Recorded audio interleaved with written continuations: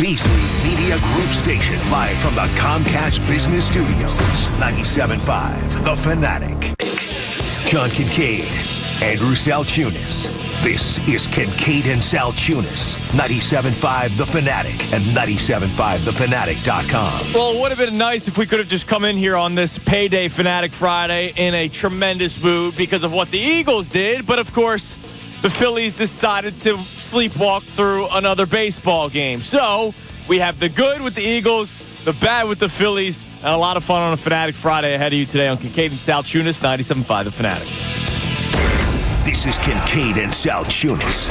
I believe it would be a failure for the Philadelphia Eagles, the 2024 Philadelphia Eagles, if they do not win the NFC East. The Eagles have had a quiet training camp. And to me, I look at it and say, it's wonderful to have peace and serenity out in South Philly. Kincade and Salciunas. John Kincade, Andrew Salciunas. 97.5 The Fanatic and 97.5thefanatic.com. And a good Friday morning, Philadelphia. I'm Andrew Salciunas alongside my man, John Kincade. Johnny, good morning. It is a good morning. It's a Friday. It is a I'll Friday. say that for it. I'm not saying much for good otherwise, but we got good on the football side, as you said. Yes. And Pigskin, there's good news. And Baseball gets worse. As Connor asked me before the show, he said, all right, so what are we leading with, the Dotson trade or the Phillies? And I said, you know what? The Dotson trade. You know why? Because the Eagles are sex. What was that? The Eagles are sex. The Phillies are marriage. Which one specifically? The Phillies are marriage. Oh, okay. All right, so there's things that you need to work on constantly when it comes to marriage, right? Marriage has highs, it has lows. Sure it does. Right now we're in the low of it. Right now we're in couples counseling. But sex is always great, no matter what time of the year, no matter how things are going between you. It's always great. And right now, the Eagles are sex. When I see Connor shake his head, that's where I know you've really sort of gone off the rails. That's a hell of a To lead. start a Friday show. I mean, it doesn't. Not many times do I see Connor Thomas, shaking his head at your, alliteration or whatever you would call it. Do you guys disagree with me? No, I'm going to tell you is that... I'm spot on. That's what you're going to tell me. No. I will tell you this. My marriage is a hell of a lot better than watching the Philadelphia Phillies the past 2 months. I'd have to go to a monastery and just go live like a Sherpa up in the mountains You or something in a do the cave. Aaron Rodgers. Go underground for 4 nights and just do a bunch of drugs. Cover myself in mud and eat magic mushrooms and then want to be somebody's vice president. I could do that if I was Aaron Rodgers. Dude, all we need is rock and roll. This show's starting off to be like the 80s. Sex, swear drugs, to and rock and roll? Come on, man. Hey, I lived the 80s, and I can tell you it wasn't as exciting and sexy as you think it was. Well, But it was still fun. What was sexy was yesterday afternoon. After the show comes to an end, shocker, the Mike Missanelli show starts. Hey, here's a gift. Here's a Jahan Dotson trade. Yeah, I mean, unbelievable. seriously. But, hey, look, credit to Howie Roseman. We'll talk about Howie a lot today because he just deserves to be awarded Executive of the Year already, because if things fall apart, I don't think it's because of him. I think it's because of coaching, or I think it's because of other issues on the field.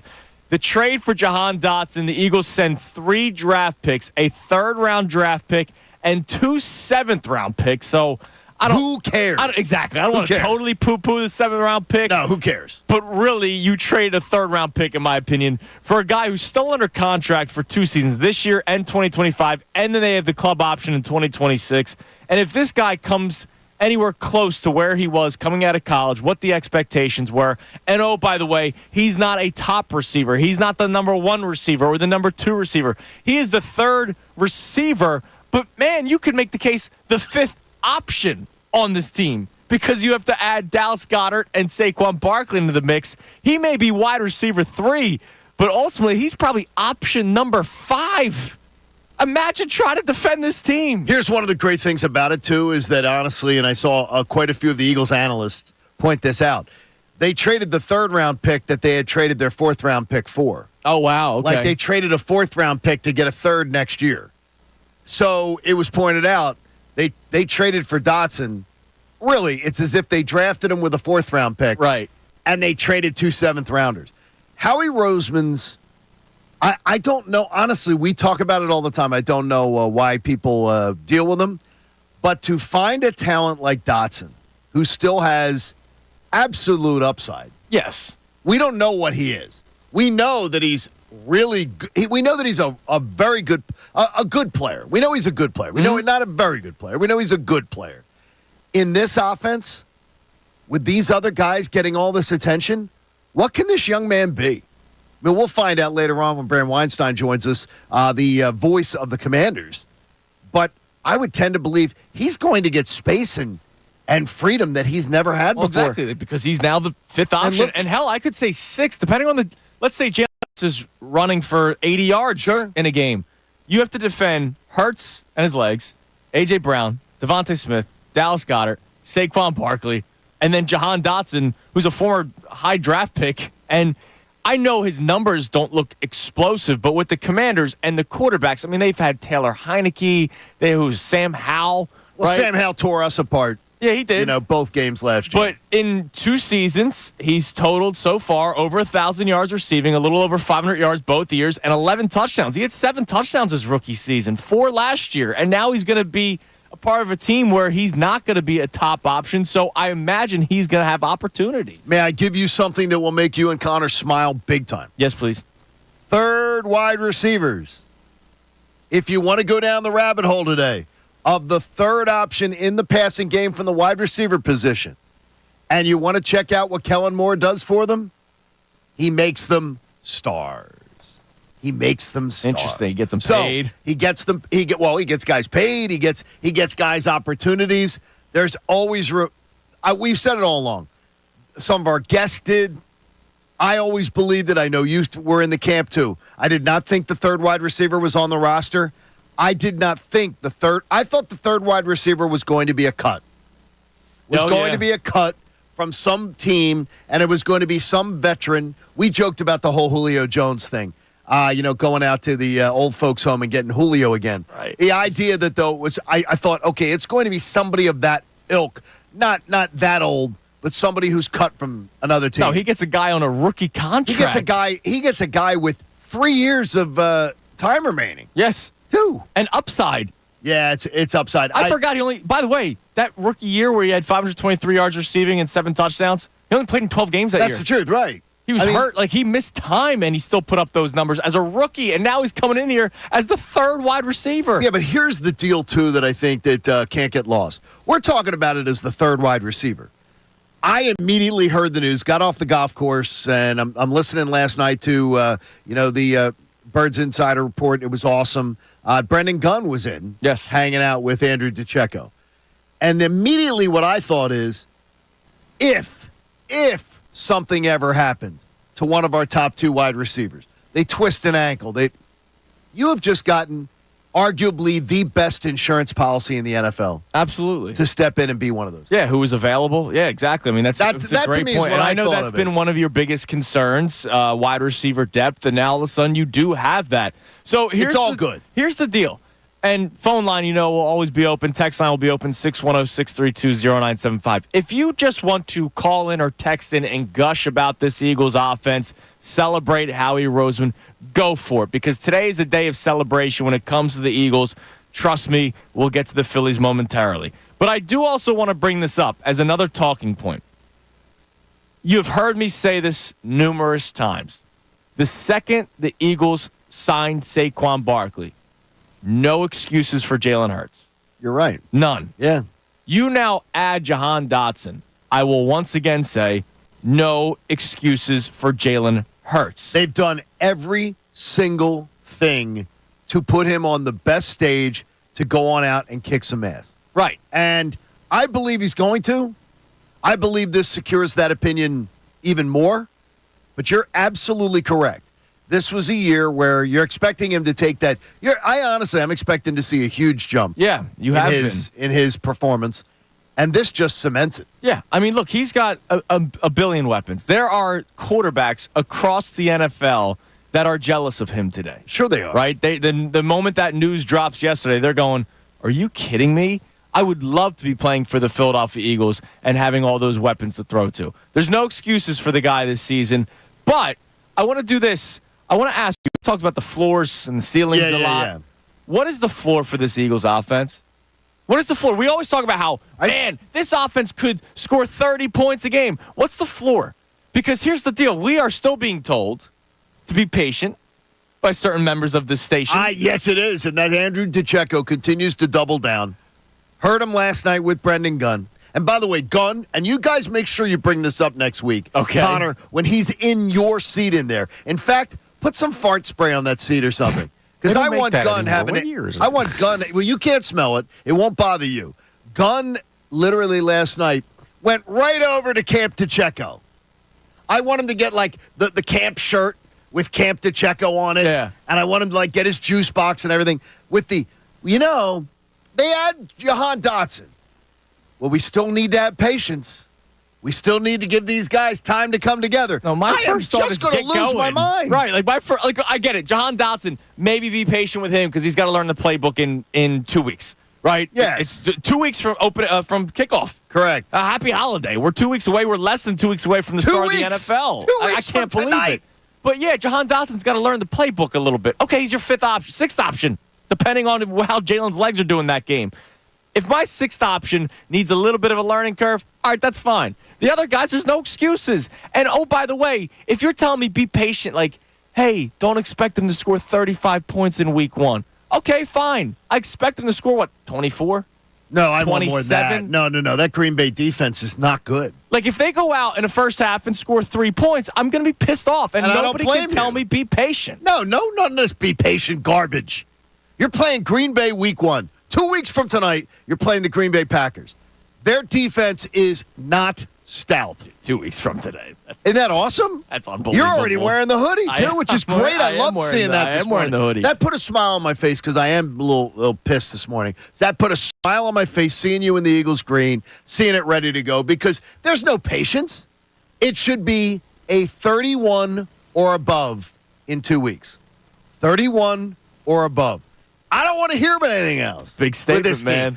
Green Bay's not good defensively. Now, they are good offensively. Yes. So we could see a shootout in Brazil. And by the way, from the streets of Sao Paulo, I think you could see that any night. But, I mean, just everybody be careful. All right. So what is the floor for this Eagles offense?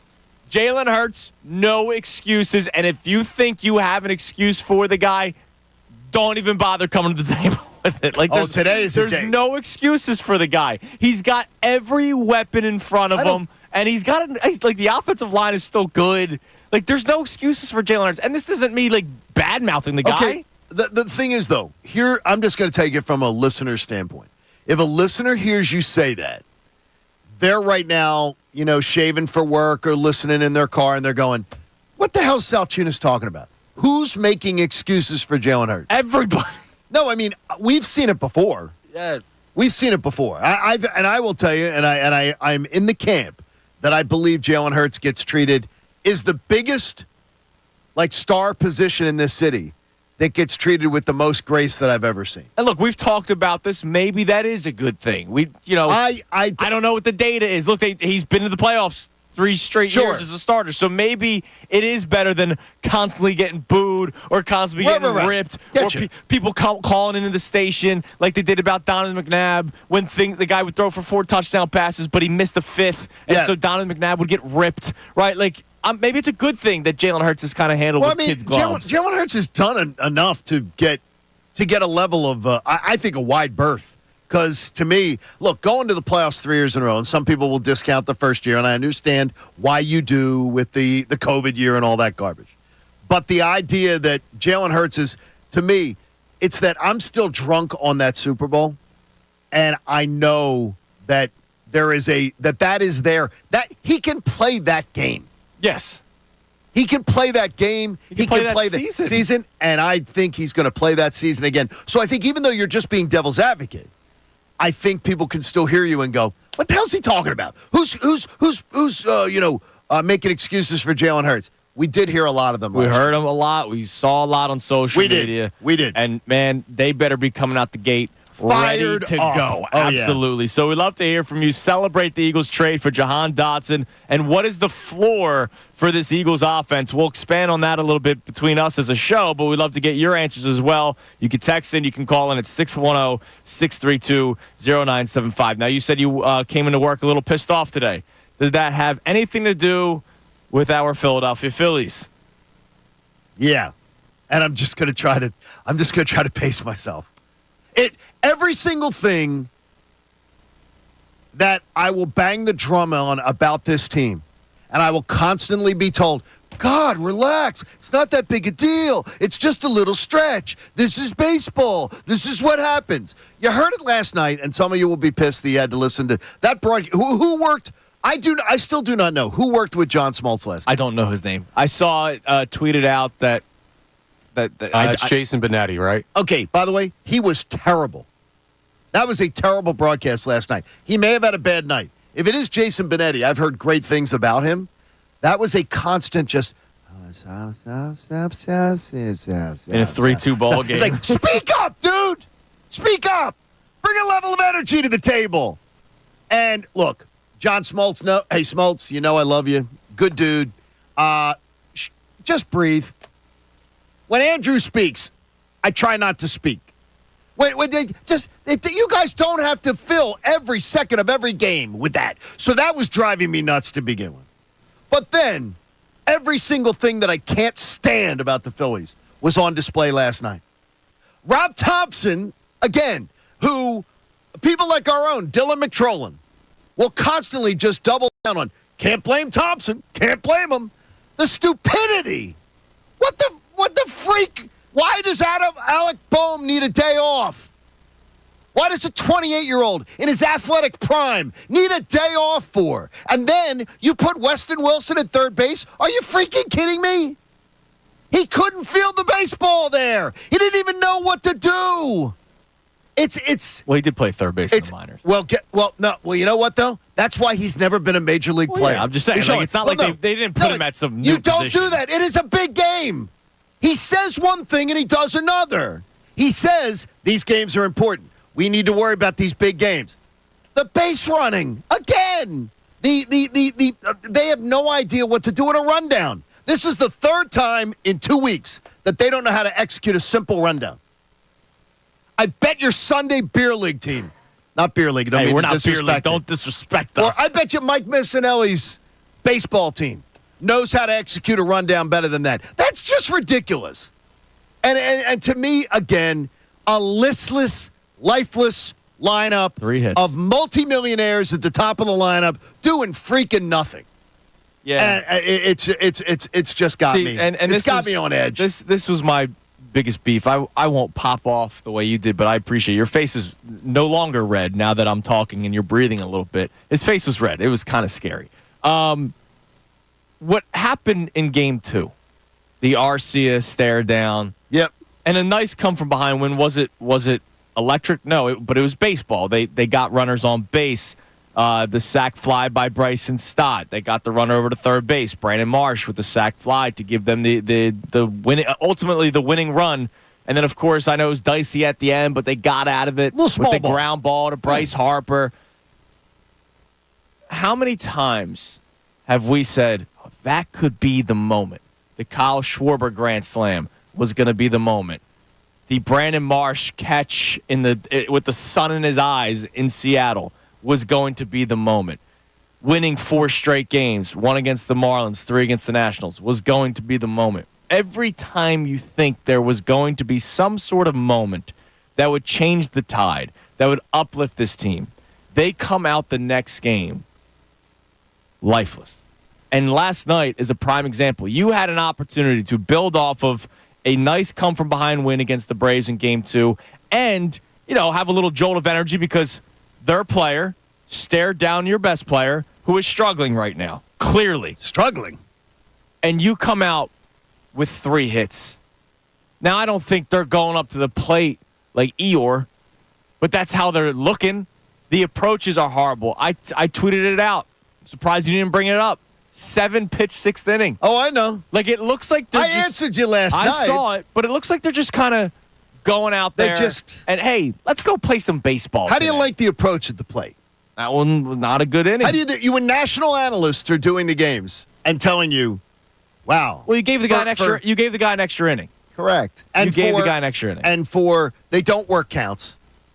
They don't work counts. They go up there and they swing. They're just going to swing it. They don't throw them strikes on the first pitch. And that was great last night on the broadcast. So, for 30 batters the night before, They did not throw. They threw a first pitch strike twice.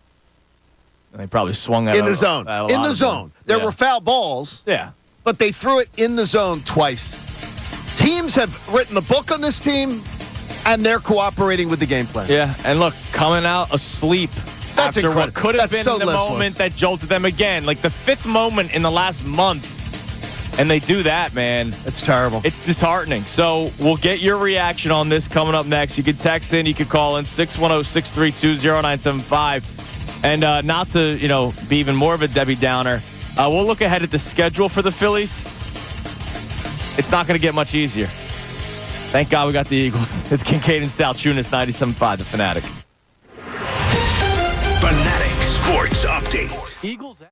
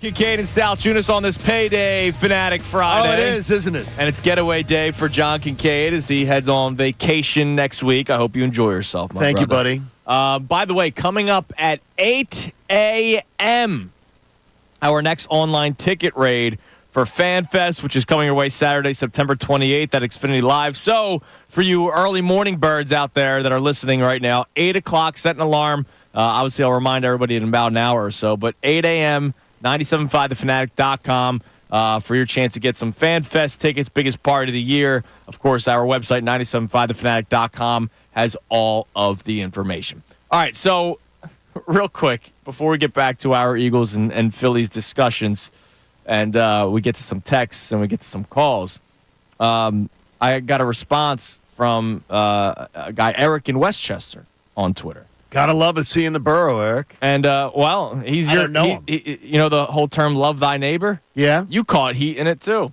What do you mean? I'm starting to get as bad as you, John. Oh, I am? So I tweeted out yesterday, has Brandon Marsh made contact this month? And for the most part, people were like, man, he's been bad. But then you get a couple of people that do the, Well, last night he had a sacrifice fly. Yeah. And Yeah. so I got that response right at the beginning of the show from Eric.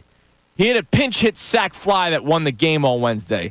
Only the second Phillies pinch hit RBI this season. Oh, my God. You're starting to get as bad as your partner. Now, listen, first off, jeez. how dare you? If you're going to say something about John, tag him. All Yeah, right? tag me if you Tag would, him. Eric. Thank you, buddy. Yes, he hit the No, pinch. I don't want to see Eric in the borough. So I responded saying, sorry, other than the sac fly, has Brandon Marsh made contact this month? Like, it's okay to point out that our favorite players, I know he's a daycare guy and he's got the hair. Oh, and he throws seeds on people and he gets people wet. And he's got the beard. Look, he's my son's favorite player. He's the only guy, my 2-year-old still walks around and says, oh, Daddy, watching Phillies game, Brandon Marsh. Like, it's the only player he really knows. It's okay to say that this guy has not been able to make contact except for a sac fly in the month of August. He struck out 3 times yesterday. Again. He is striking out over a third of his at-bats this season. About 40%, yeah. Like, that's as- horrible. Eric, there might not be anyone that I'm personally would love to root for more than what I've seen out of Brandon Marsh. His story's amazing. I watched him play high school football at Right. Beaufort High School. The kid is a local legend. He's a beloved character. He's a very nice young man. It's not about that. It's a very nice young man could be my insurance agent. Yeah. He's not. He is completely ineffective. And the manager, again, continues to just double down on, let's give him more opportunities. Well, here's the thing. I asked the question, like, Don't get it. what do you do? Because, Connor, I know you keep on pushing the whole, you can't just give up on the guy, blah, blah. I get it. Yeah, you can. I'm not saying give up on him and ship him out of town or send him to Lehigh. You know what? Let's send him to the Blue Claws. Let's make it even worse for him, like the Alek Manoah, like what the Blue Jays did, sending him down to single A. Like, no, I'm not saying anything like that. But, dude, it comes a time where you have to sit the guy, or you do the phantom injury where the guy goes on the injured list for 10 days just to clear his freaking head. Because what is working or what is not working is, let's try to let him play through it, play out of it. This guy's abysmal. He can't make contact. Kyle Schwarber, who strikes out probably a little bit too much better this season. Oh, he does. 150 strikeouts Kyle Schwarber has this year in 538 plate appearances. 538. That's almost 200 more than Brandon Marsh. Brandon Marsh is 363. He has struck out 123 times. He is just 27 strikeouts behind Kyle Schwarber in 200 less plate appearances. There is nothing you see in his game that you go, oh, yeah, that can be fixed really easily. He's had every opportunity, and he's been here now with an opportunity to be a part of it. It's not working. And Rob Thompson, could you please show another young player the grace that actually gives you a plus advantage on the defensive side to be able to have their opportunity to struggle for even 2 weeks like this? Give them the opportunity. Wait, who? Rojas? Yes. Who started in center last night? Give him 2 weeks where every single night you give him an opportunity. I got you, but you wanted Rojas to play, and he played him. We were all comfortable with Rob Thompson saying Weston Wilson swinging a hot bat, and he played him. No, I was not confident. No. I would never have said put Weston Wilson at third base. Never. Right, and nobody who actually even follows Major League Baseball would think that was a good plan. Except Rob Thompson. Well, I don't think that's fair remotely, John. He did play again. He played third base in the minors. Like it's not like he's not. Why did they move him to the outfield? Well, he's played both. Because you have Alex Bohm at third base, and the outfield is weaker. Because he was also not considered good at it. No, the egregious thing would be putting him behind the plate. I understand. They also know that he was the reason that they wanted to transition him to an outfielder is because they knew he wasn't going to be a major league infielder. You try to get him by for a game at third base, but you keep the bat in the lineup. Why, Andrew? Dude, I don't know why Alex Bohm needed a day off. I don't know. It's a big game. You just had a day off on Monday. He's 28 years old. He's your best player, by the way. He's your best bat, and you're telling everybody the lip service of this is a big game. This is a big series. We want to trade this series. You got Bryce Harper. Stop saying it and do it. And instead, it's, we got to rest guys. Get them off their feet. I am so tired. Of this manager and his plan.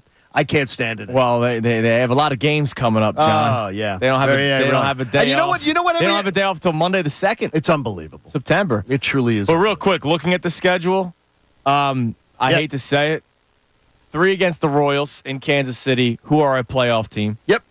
3 at home against the Astros, who are a playoff team, division leader. Yep. And, of course, they're still the Houston Astros. Even though they're not the Houston Astros from 2 years ago, they're still the Houston Astros. And then the team that you just lost the series to in Atlanta, you host for 4 games. And you got, while they're playing the Nationals and then 3 at the Twins. This 6-game lead could be 4 or 3 going into that Braves series. That is absolutely malpractice. Yeah.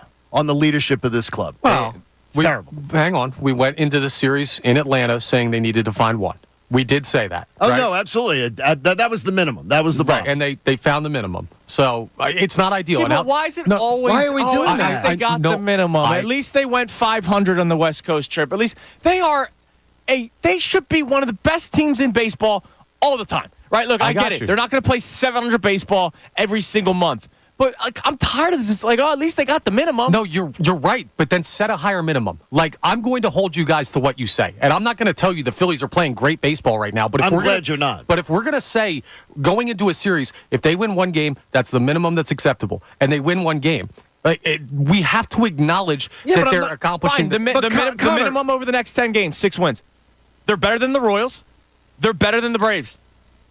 Record-wise. So you have 7 games there. You should win. No, I'm going to say 6 you should and 4. Win. I would go. You got to go minimum 4 and 3. Minimum 4 and 3. Well, we're talking about 10 games. And then you win. No, he's saying the you're Royals. Asking me to set a minimum. Better than. There's your minimum. 6 and 4 in the next 10 games. And you should be able to win a series against the Astros on your home field. So that would mean 6. Minimum 6 and 4 would be your floor. Yeah. I don't want to do the whole. I'm cool with that. Man, if they go 500. But it's enough of the spinning.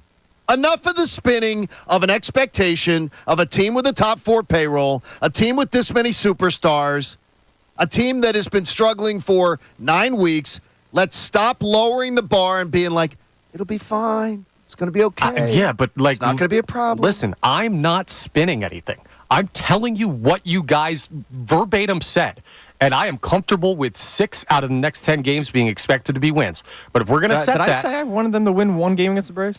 John has said it multiple times. I said, in a road series, 3-game series on the road versus the team chasing you, I have no problem with 1 out of 2. The way that those games went down, absolutely have a problem with it. The gutless, lifeless performance is what I have a problem with. And managerial decisions that if you're defending them today... If you're defending these decisions, you're just trying to just double down because you won't back off of the fact that maybe you got it wrong.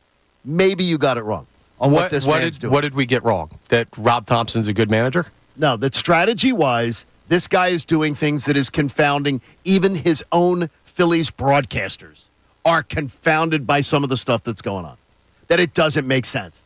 Okay. And it's over and over again. His owner, his boss, went public in the past week to say, this isn't right. We can't just keep doing the same things over and over Well, again. I will say this, I don't want to do the whole playoffs are the only thing that matters, but he's not going to sit Alec Boehm in a playoff game.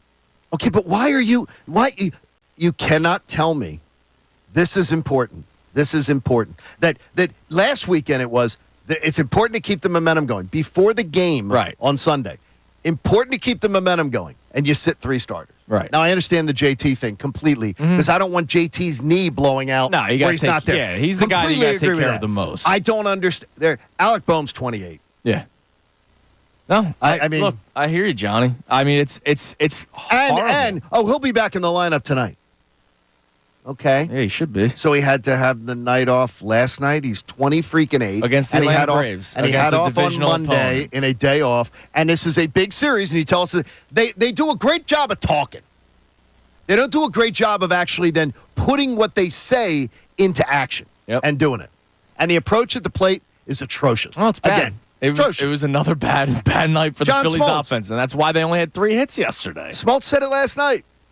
He goes, it'd be great to be able to go up in a game and know that they're gonna swing at the first pitch. You don't throw a strike. Right. And it's that simple. I know he's been pitching better, but come on. Schloenbach. Really? I actually like his stuff. I know, but really? No, but you made him look like an MVP. Really? They made him look him look like Brandon Pfaadt. You didn't make him work. In the NLCS last year. Oh, don't bring up that name. That's right. PTSD. Coming up next, we get your reaction. We've done enough chit-chatting so far to start the show. We get to your text messages. We get to your calls. The Eagles conversation. We celebrate the trade for Jahan Dotson, but our question is, what is the floor for this Eagles offense? I'm telling you right now, there are no excuses for Jalen Hurts. There's no excuses for a lot of people. So what is the floor for this Eagles offense? And when it comes to the Phillies, hey, have at it. We're here for you. 610-632-0975. It is Kincade and Salciunas on this Fanatic Friday, 97.5 The Fanatic. Mike Missanelli.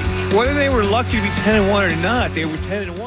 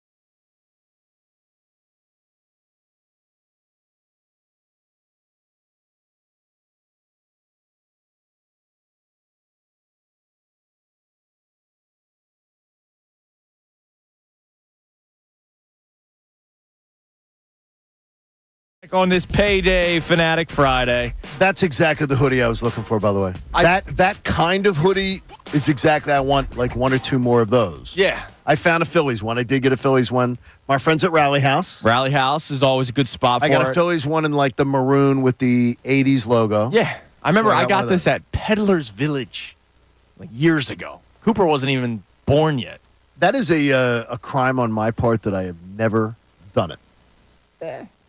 Yeah, but you got to do it, right? I've never done it. I don't even know what that is. It's New Hope? It's a village. And my dad lives in New Hope. Yeah. I've been up there. Wait. They got shops. It's like a park. Yeah, but I heard it's pretty cool. Yeah, I wouldn't say it's a crime. Really? Like that? Isn't that one of the things you should have at some point done? Christy is a big fan of the holidays, Christmas time, and they do it up during Christmas with the lights and everything. All right. So we went. My cousin lives like 10 minutes from there. So it was one of those, let's go see my cousin, and then we'll make the pit stop at Peddler's. Oh, it's a Christmas thing? No, it's all year long. But they do it up They there. have like beer fests and stuff like that, too. And you can walk around. If you're in the village, they have a couple bars. You can buy a beer, and you can then walk around. I heard it's pretty cool. So, yeah, it's a good time. It's just I wouldn't say So it's not okay. Like I would say there's like a million things. Okay, then you're saying I really didn't miss anything. No, whatever. It's a nice day. good. Go have a nice day with the missus. There we go. All right, so let's get to some texts. Let's get to some calls as we talk about the Eagles and the trade for Jahan Dotson. Full on excitement today when it comes to that. But I do want to ask, what is the floor for the Eagles offense? It's time to take off kid gloves when it comes to the Eagles. I know they still have to play a game first, but it's time to take the kid gloves off of the Eagles, just like we have for a while, most of us, for the Phillies and their issues that they're going through right now. Let's go to Harry in Whitehall. Harry, you're on 97.5 The Fanatic. Morning, guys. What's up, Harry? buddy? Hey, I just the floor thing. I honestly think that they do not have a floor this season. I think if they're out there and they're balling, they're having fun. I don't think they have any limit this season. I think that they're going to be awesome. But my one question is that you guys were talking about Jalen Hurts and him not having excuses. My question is that if the first game comes out, and what happens if Saquon just comes out and just scores like 200 yards, 3 touchdowns, and we don't even get to see much of Jalen Hurts in his performance in the game? This is all hypothetical. I'm just saying. I'm not. That'll be fine. That'll be fine. And you know what? What I'm curious is if we don't get to see that progression that we're going to be wanting to see from Jalen Hurts, if we don't get to see that because of Saquon's productivity, do you guys think that it's going to be a little bit more uneasy going into week 2, not knowing? No, I think it all depends on how it looks. Not for me. Look, Harry, if Saquon runs for 200 yards because Jalen Hurts is 0 for 15, then that's different. Yeah. But if Jalen Hurts is like I've said this, you guys have heard me talk about this. I don't think he's going to be 2022 Jalen Hurts in terms of making almost every single perfect play. But if the guy's thrown for a completion percentage of 65 to 70% and making the plays when it's time to be made with the weapons that he has and letting them do things with the balls in their hands, then what I can't stop at that. I do believe he's going to be 2022. Yeah. I think he's going to exceed it. So and there's going to be a day. That's where I feel like he's going to be. I think he's going to be in between, but I don't know. Yeah, there's going to be a day, though, Harry. I am, pumped about Saquon, man. I'm sorry. I'm a Whitehall native. My kid's going to college. Of course, yeah, that's a big part of it. Ready. There you go. That's great. Listen, man, Harry, it's going to bring an energy, man. I'm just so excited for it, and I think with Saquon added to this offense, I don't think that there's any way that we can lose. There you go. Well, we're going to lose. Undefeated season, Harry. Thanks for the call, man. What I would say is if we come in here and Saquon has a 3-touchdown day and the Eagles win a big game, I would just say to you, if you're calling in to complain about Jalen Hurts, hang up. I'm just going to ask him to hang up because I just can't. Sean, just hang up on it because to me that would be crazy. Yeah, look, I'm not going to knock the quarterback because the running back has a big game. Yeah. Now, I will say, though, if we don't see, great Jalen Hurts, because I was about to make a statement where I was like, I don't care if Jalen Hurts plays well or not. If this team is very good, it doesn't matter where it's coming from. But that puts me kind of in the mentality of last year where they were 10-1. We're there was part of this fan base where it's well, we don't care. They're winning. And ultimately, you do need to see them firing on all cylinders to believe they have the Super Bowl ceiling. So at some point, Hurts is going to have to show it. It just doesn't have to be right off the bat. Like, I'll use the Buccaneers game for an example because I was down there. Not the playoff game. The regular game season you saw. Okay. The Eagles won that game. Jalen Hurts made his first play of the season because the first 2 weeks he really did nothing. DeAndre Swift ran for over 100 yards that game. Was I going to complain that DeAndre Swift ran for over 100 yards? Like, no. But like a game like the Giants playoff game where Hurts is 16 of 24, 154 yards and 2 touchdowns, he was effective in that game throwing the football. Kenneth Gainwell also ran for 112. Miles Sanders ran for 90. Like, what do I care? As long as it looks effective. Right. That's all I care about. There will have to be a Jalen Hurts game this year. Right? Oh, there's going to be a few. You can't just say everyone's going to have to be good besides him. There's going to be games. I actually think the Jalen Hurts game week 1, as I'm looking at that, I'm starting to look ahead at the Green Bay stuff. It could be, and I would suggest to people, go read.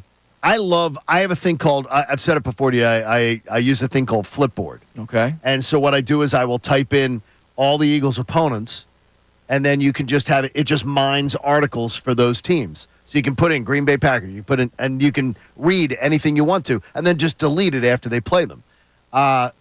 They're very concerned about their defense. Yeah, it was horrible. They're very concerned about how quickly the defense is going to be up to speed, and that playing the Eagles week 1 could be a problem. We've talked about how Vic Fangio is new to this defense. They have a new defensive coordinator, and they're going from a zone coverage to man. Like, they're changing. Like, everything's changed. Whoever is there from last year is in a totally new defense, and then, of course, they signed – like, Xavier McKinney's a good player. They acquired him. But they are learning an entire new defense. Like, do you think going to from zone to man that there's not going to be bumps in that road? Right, exactly. We talk about our bumps. They have bumps, too. Yeah, and also, too, one of the things they're talking about is not playing a bunch of starters all the time in the preseason. Are they going to be ready? Yep. Hey, we'll see. So we talk about them every single week. That'll be good. 2 weeks from tonight. You know they're not playing tomorrow. 2 weeks final from preseason tonight. Game. Yep. 2 weeks from tonight is the first regular season game for the Eagles. Can't believe it. And we're so fired up for it. All right, we'll get to more of your text messages and more of your calls coming up next. We reset the entire show. And I want to show some love to Howie Roseman coming up next. Just give him the award now. It's Kincade and Salciunas, 97.5 The Fanatic. Fanatic Sports Update. Eagles trade for Dotson. I'm Connor Thomas, and this update is brought to you by Progressive Insurance.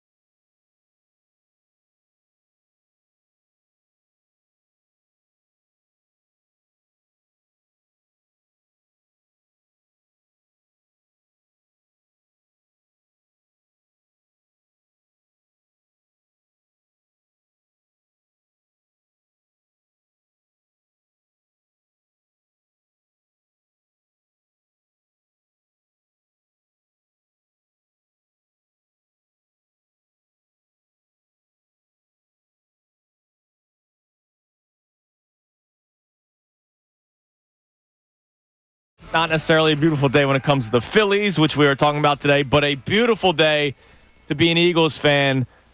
Yesterday, right after the show comes to an end, I'm driving in the car and I hear Mike Missanelli say we got some breaking news, and bam, the Eagles make the trade for Jahan Dotson. They trade 2 seventh-round picks and a third-round pick, and you made a great point. I didn't even pick this up. And I didn't either, by the way. I read it. Okay. So from various people who covered the Eagles, so all of them can be credited. I didn't come up with it. But it was the 4th-round pick from this year's draft that they traded to get a third next year, right, that they then have flipped for Dotson. So they basically traded a 4th-round pick for Jahan Dotson. They drafted Dotson with that 4th-round pick, too. So imagine Jahan Dotson's your 4th-round draft pick this year, and you had to give up 2 sevenths to be able to move up to get him. And you sold him for 3 years. Great value. 2 years, 2024, 2025, and then the club option in 2026. And which, if he turns, we'll see. Right, and he, the best part is, it was weird is that, and you hear Andrew DeCecco talk about it last night with Brendan Gunn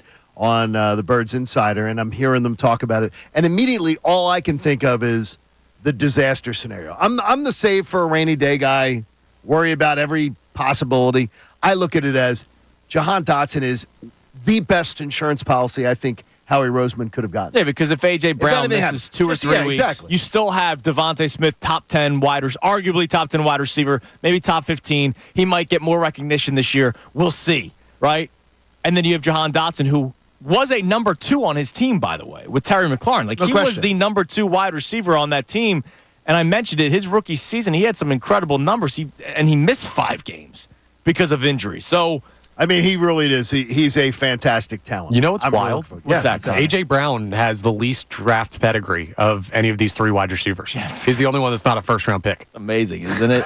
That guy is just crazy. And he's T.O. It's amazing. And then you have Goddard, who was the 2nd rounder, right? Yes. Goddard was and A.J. was a 2nd rounder. It's not like he was nobody, but it's crazy. What Jahan Dotson was a first-round pick, 2 years ago? 2 years ago. Yeah, that's his 3rd year. That's insane. He's on a rookie contract.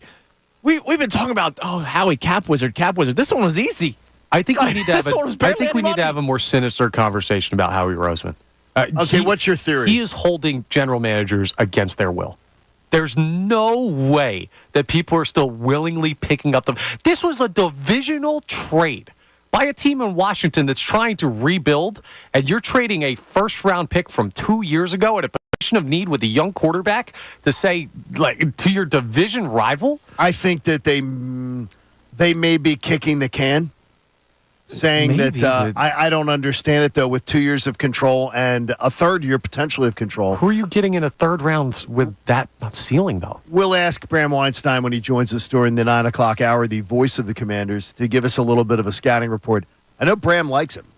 So okay, it's good news. We'll find out. Yeah, I mean, look, it is amazing. I mean, I've joked about it. We kind of touched on the 6 o'clock hour. If I'm a GM and Howie Roseman pops up on my phone, I'm not answering. Are you blocking him? Are you blocking the number, or do you want to Yeah, I'm not blocking it.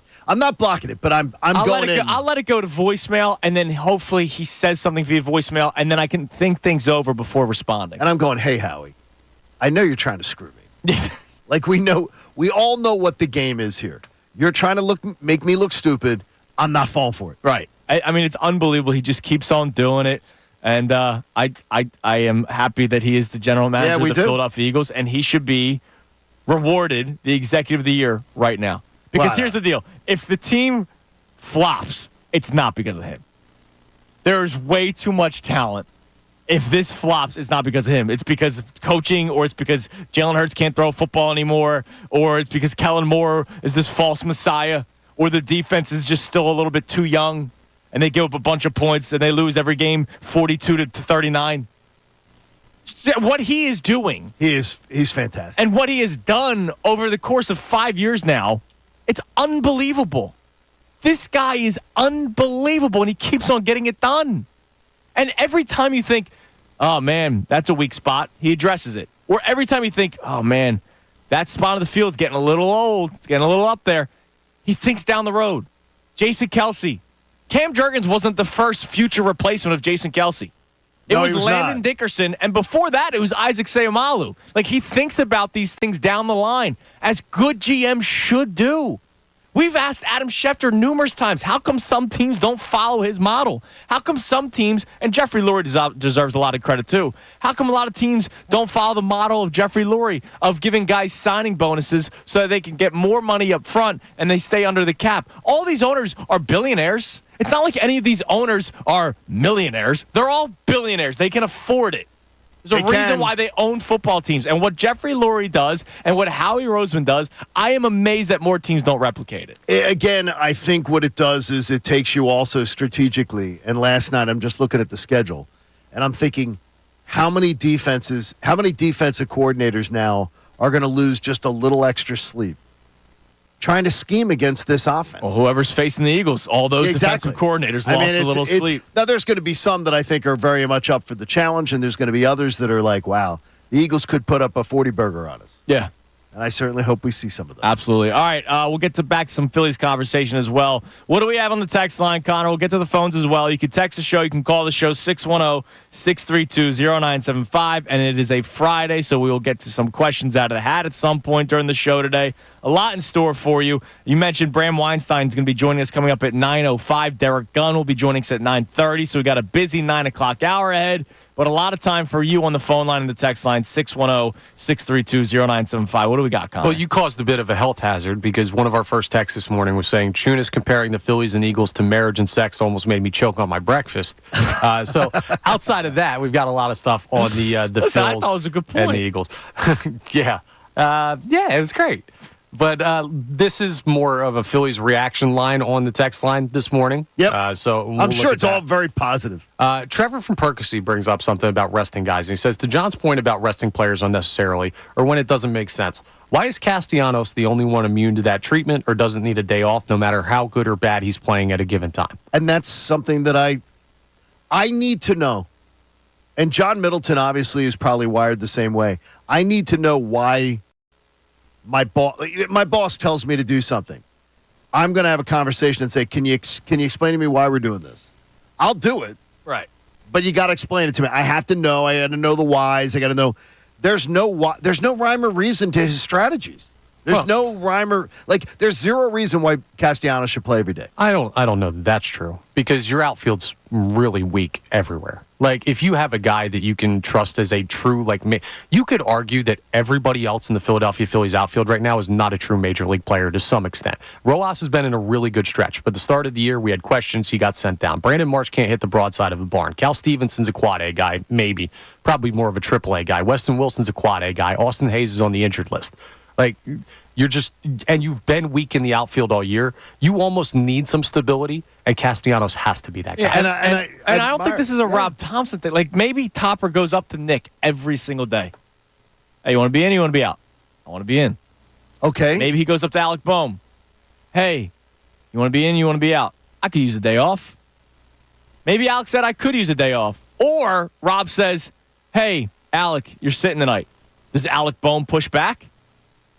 I don't know. I'm going to tell you this. I certainly hope that a 28-year-old third base all-star who had a day off on Monday would push back and say, are you kidding me? This is a big game. We got a chance to put our foot on the throat of the Braves. We got a chance to open up an 8-game lead here. Of course I want to play. Of course I don't want to sit. It doesn't make sense. Just like you had a chance to sweep the Nationals last weekend. Yeah. And just look, this manager doesn't have rhyme or reason. Well, there's days where guys need one. I'm not saying that's what happened, but we do have to consider the possibility that it was like, yeah, man, listen, I'm feeling it a little bit if I could get a day. And I don't think that says anything about Boehm as a competitor because he's out there very often. Well, as they said on the broadcast last night, yeah, he said he's going to be in the lineup tomorrow in Kansas City. Right. And I'm going, okay. Must have been an exhausting night in Atlanta. So just for context, the Phillies have played 127 games this year. Alec Boehm has played in 124 of them. So that was I would expect a 28-year-old to do that. But that was just his third day off yesterday. Now you could say that was a bad spot to pick the day off. You can't tell people that there's urgency and then have your actions not reflect urgency. You're not a serious person when you do that. You either, if you say you're like, hey, guys, this is an important series. This is critical. We got to take it this way. We got to handle it this way. And then you don't manage that way? You can't expect that that's going to be respected. And obviously, it's not really respected by the boss. So that is something that we're going to be watching. Yeah, something to keep an eye on. You can text in. You can call on 610-632-0975. Give us one more, Connor, and then we'll hit up the phone lines as well. All right, we have a check-in here from... We need to do this again for Matt from Belmar because he's texted us previously on this topic and he's following up saying, now are you guys willing to accept that the Phillies are going to miss the playoffs entirely after calling us fans crazy when we said it 3 weeks ago? You're still crazy. He says they'll flame out just like the Eagles. There's parallel. We choke. No, you're still crazy. They're not going to They're not going to miss the playoffs. Thank you. Okay. No, it is okay. By the way, they're going to win the division. Yeah, correct. They're going to win the division. I'm not in the least bit concerned of that. But again, I will tell you this. If the Phillies win the National League East in a year when Acuna's out and Strider's out and Austin Riley's out for 2 months, I'm not going to be like, what a great accomplishment. If you're the third seed, you blow this, it's not going to be like, woohoo, let's pop the corks. This is awesome. Oh, my God, what a great accomplishment. It'll all be then about October to get the accomplishment. Yeah, absolutely. Yes. When was the last time they won the division?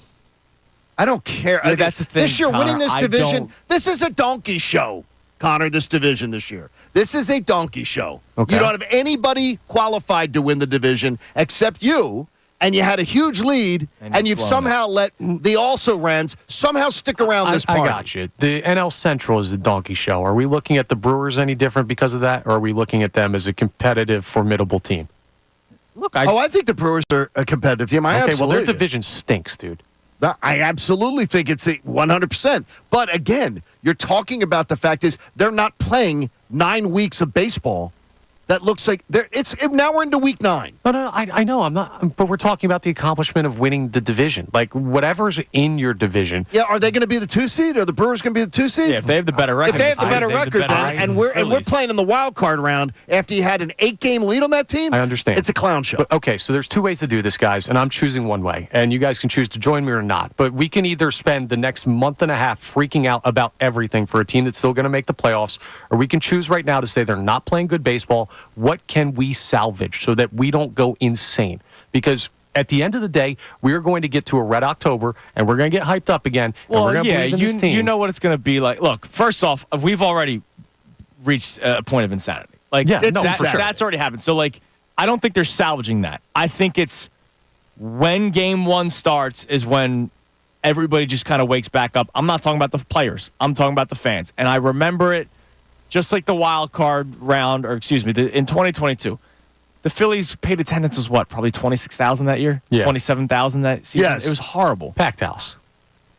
Game 1 in Citizens Bank Park, Game 3 against the Braves, there wasn't a seat that was empty. And standing room was packed.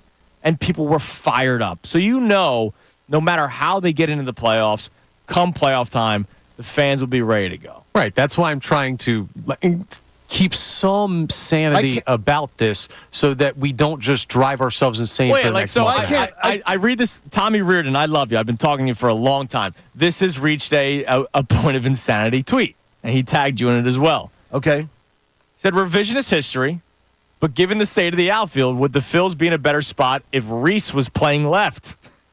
No, Rhys Hoskins can't move. Rhys Hoskins would be horrible in left field. Now, you could say, would they be better if Rhys Hoskins was still at first base and Bryce Harper was an outfielder? You know, obviously Kyle Schwarber would still be your DH, but of course the Bryce Harper arm issues, blah, blah, blah, blah, blah.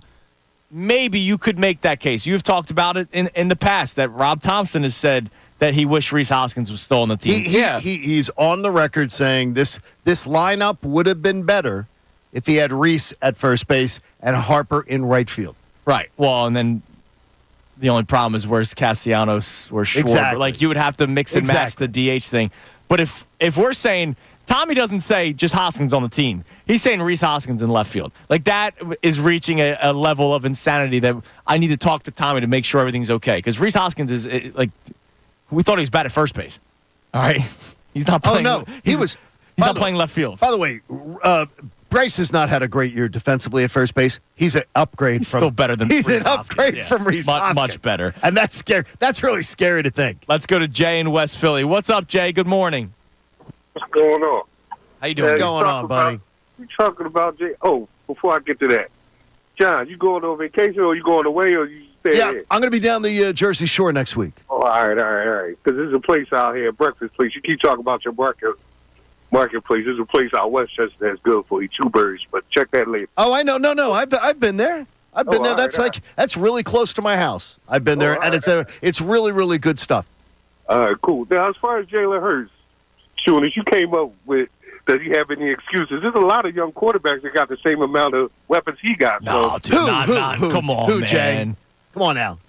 No, you got Tua, you got Burrow, you got the no excuses. No excuses for any of them. This isn't me saying no excuses for Jalen Hurts, but everyone else is okay. I don't think Tua's or Burrow's weapons match up. If you're going to give me running back, tight end, Tua's got it pretty they're really good. 3 wide receivers. Yeah, they got Devin Achane too. Like tight end thing. And here's the weapons your guys aren't mentioning: the offensive line. Yeah. Yeah, well, the Miami offensive line and the Cincinnati offensive line are not as good as Jalen Hurts. Look, Jay, if I was hosting a show in Miami, today's topic would be "There's no excuses for Tua Tagovailoa." If I was hosting a show in Cincinnati, I would say, "Hey, this is hey Joe Burrow, you got to stay healthy season." Look, I think Jalen gonna be all right because what we know about him, and John, you know from the SEC, when he got structure and all that stuff. Oh, he's fantastic. He's good. So that's why I say you got players around him, and it shouldn't be no fault because you got players around him. He's going to ball out this season, and you're going to see what happens. Yeah, look, I'm expecting it, Jay, and thanks for the call, brother. I appreciate it. I'm expecting him to ball out. Look, not to your level. No, but I think it's going to be his best year ever, and I don't think it's even going to be a question. Best year ever.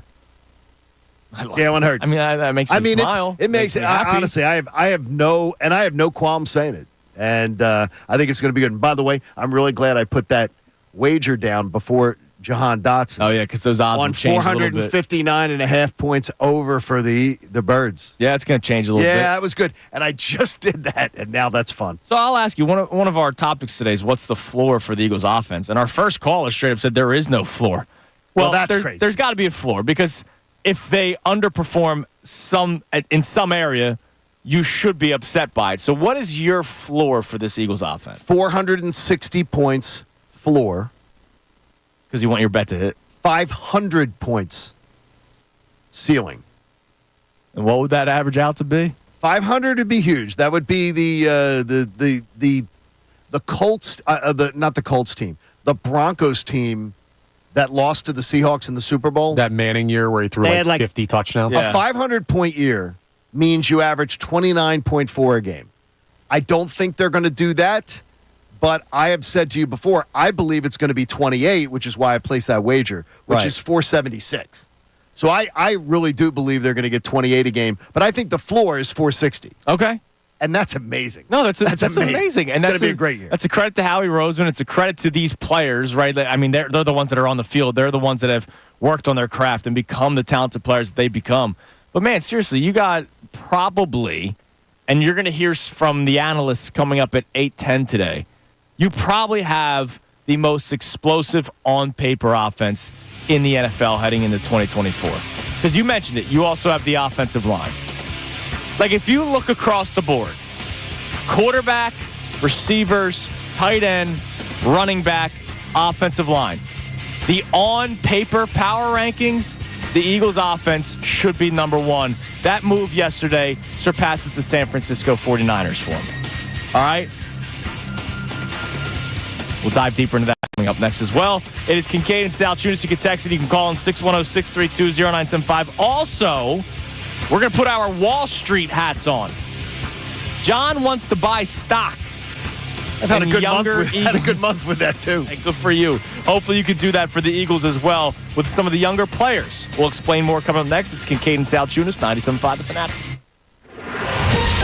Fanatic Sports Update. Another big trade for Howie. I'm Connor Thomas.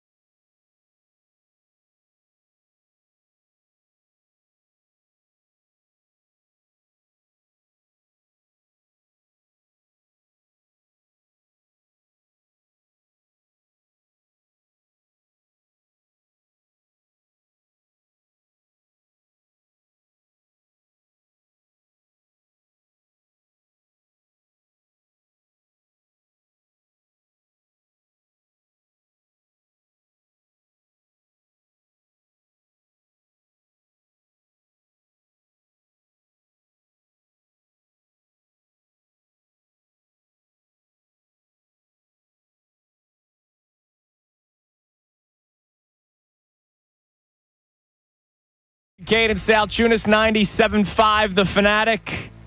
On this payday, Fanatic Friday, getaway day for John Kincade, who's off next week. And oh, by the way, coming up in 29 minutes, our next online ticket raid for FanFest tickets. If you have not gotten them yet. I got to get some tickets to that. Oh, yeah. I want to be there. You should be there. Head to 975thefanatic.com in order to get those tickets. We'll get back to the text messages and the calls coming up in a little bit. You can text the show, call the show 610-632-0975. Our topics today, what is the floor for the Eagles offense? The defense is barely being talked about today. It is an Eagles offense show today after they traded for Jahan Dotson yesterday. So overall excitement for the trade, but I want to see what is the floor for the Eagles offense. Now, I found it funny. Our man Jay calls in. He goes, man, you keep on saying that Jalen Hurts, there's no excuses. What about this quarterback? What about that quarterback? I don't care about those quarterbacks. If I were doing shows in those cities, I'd have a similar topic.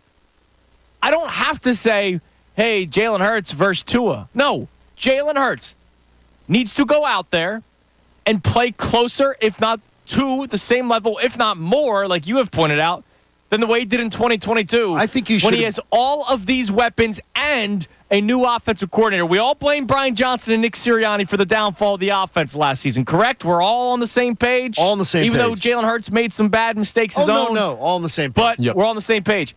They brought in a talented who now has history behind him as an offensive coordinator in Kellen Moore, with probably the greatest on-paper offensive roster. Let's focus offense for a second. Name me a team that has more weapons from lineman, quarterback, running back, wide receiver. I can think of the San Francisco 49ers, but I still don't really take Deebo Samuel over either Devontae Smith or A.J. Brown.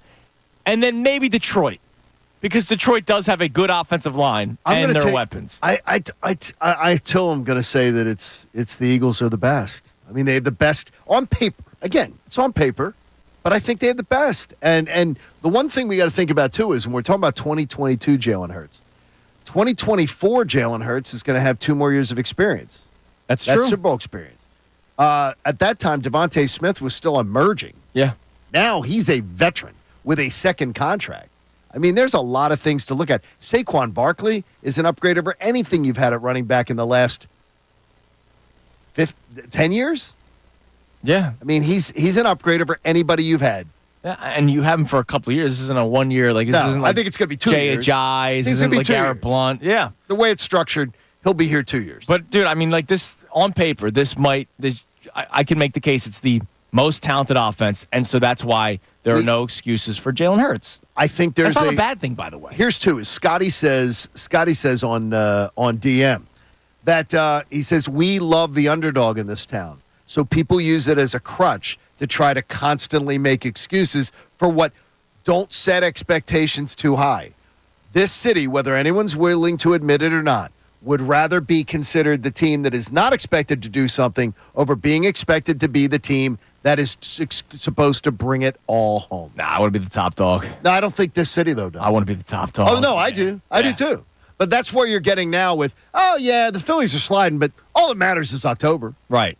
Yeah, we were up 6 on the Dodgers, 8 on the Brewers, 10 on the Braves, but all that matters is October. That's a loser mentality. Huge loser mentality. I like being top dog, damn it. Correct. All right, you can text and you can call in 610-632-0975. Now, we're going to have a little exercise here.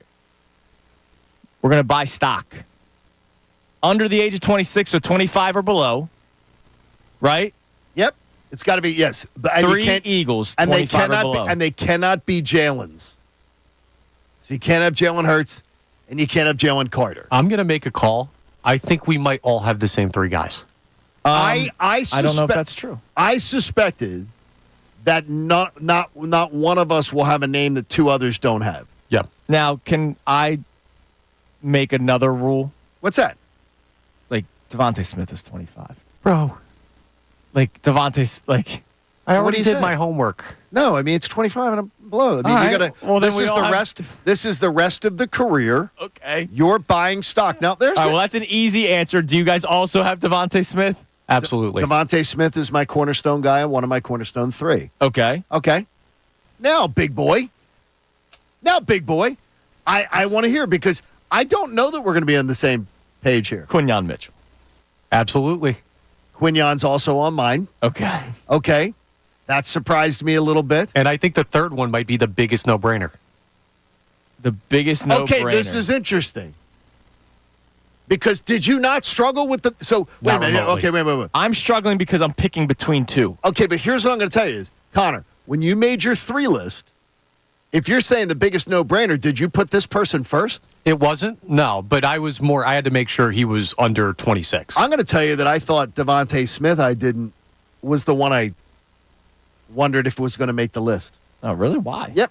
Just because I wondered other guys and other features and whether he was ever going to be, I'm buying stock. I'm trying to get the biggest return on my investment. Right. I don't know that maybe it's just going to be 1,000 yards, 900 yards, 1,000 yards. Just gonna be that I got you. I mean, he's still back-to-back years, 1,000 yards receiver. Dude, Right. in Eagles land, that's a blue chip. Oh, it is. Seriously. No, in the history of this franchise, it's crazy. Connor, I can't wait to hear the person you had. All right. Is it on offense? Of course it is. Is it a lineman? Of course it is. Is he the left guard of the Philadelphia Eagles? Of course he is. Yeah, Landon Dickerson. It's got to be. Now, the only hard thing for me was between him and Cam Jurgens because I do believe Cam Jurgens is going to be a good player. But Landon Dickerson is already you've already been told. They signed him to, at the time, the highest contract They did. in NFL history for a guard. And that's since been surpassed because that's just the way the sport is. It's the way the sport is. But, yeah, I mean, I think those are the undeniable Okay, three. so pick one, coward. Pick one. You got to pick one. No, Landon Dickerson. So you're going Dickerson, definitely. Yeah, And that's you why I did- said I was and having- you did waver on it at all? And then the reason why I ended up going with Landon Dickerson was because I've already been told by Howie Roseman, you should buy stock in this guy because I gave him $84 million. And I think that's part of it. Yeah, I mean, that's the reason. That's part of it. There is a guy that I'm going to tell you that I took ahead of Landon Dickerson. All right, who's that? Jordan Davis. That's crazy. We will find out if it's crazy. We will find out. I'm looking for the biggest return on my stock. I'm looking for what we know today that it's going to be so much bigger that I get a better profit. You're buying lower on Jordan Davis. I'm buying than Landon lower Dickerson. on Jordan Davis. And Jordan, can you tell that I'm counting on you? And I believe he's got it in him. And it is. It's between that. I just don't know that what I know of Landon Dickerson, who, by the way, has been absolutely fantastic. I'm buying Landon Dickerson high. I'm already buying Landon Dickerson at a Pro Bowl level. Yeah, but Jordan Davis, you could have Leo on the other side of the phone trying to sell you Aerotine International. He may not get a second contract with the Eagles. That's why I'm going to tell you he will, and I'm going to tell you that I'm buying his stock now. Okay. And when he does get a second contract and he makes a Pro Bowl at some point, my return on that investment is higher.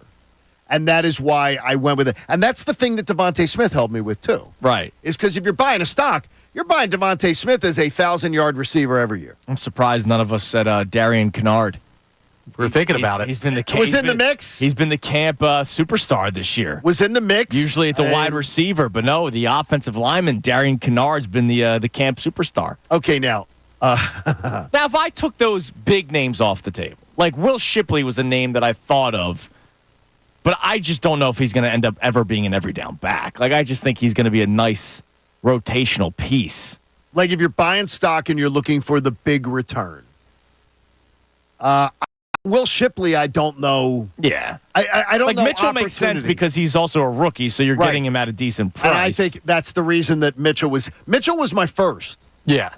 Just because, and again, when the veterans brag on players, on rookies by name, yeah, that always catches my ear, because there's a lot of times where they don't want to in any way give any kind of credit to the youngsters. They're already doing that. I find him fascinating. I was surprised because, Connor, I thought you were going to go Cooper DeJean. We haven't seen anything from Cooper DeJean yet. Like, I got don't you. know. He We'll doesn't see him really have a tomorrow. position. So the only guy that I'm kind of looking forward to seeing tomorrow. And we're sure we're going to see him? I think he said that he was playing. Yeah, I know. I just wonder if we're going to see him. like a cup of coffee and he walks off. I hope we get to see at least, him. look, a cup of coffee, I'll take it. Every once in a while, you need a little jolt. I don't drink coffee, but I'll take it. I'll drink it for you. All right, coming up next, we get more of your reaction to today's topics. And if you have 3 players that you'd like to buy stock in, Especially 25 or under. Especially difference. Yeah, let us know. You can text in as well at 610-632-0975. We get to more of your text reaction on the Phillies as well, as they had another sleepless night last night. Or sorry, they slept walk, I should say, through another baseball game, losing that series to the Atlanta Braves. 3 freaking hits, unbelievable. But I do want to play you this. Or sorry, I'll read you this. Nolan Smith, I need him to be good. Oh, so do they. Well, so do they. From a personal standpoint. Because he said probably the most meathead football quote of all time. And I'm going to read that for you coming up next. It's Kincade Salciunas, 97.5, The Fanatic. Tyrone Johnson. It doesn't seem to matter who the Phillies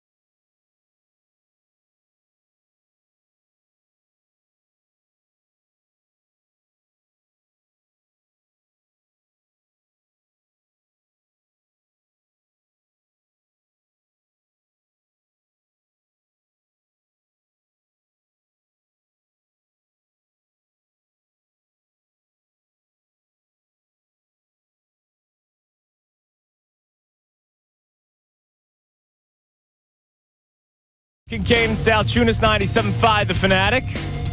On this Fanatic Friday, a beautiful day to be an Eagles fan, another depressing day to be a Phillies fan because they themselves just did not show up yet again. 3 hits last night, 3 measly hits last night. And here's the sad thing. We all had the same thought. Harper's he's gonna unleash after what happened against Arcia on Thursday, Wednesday night.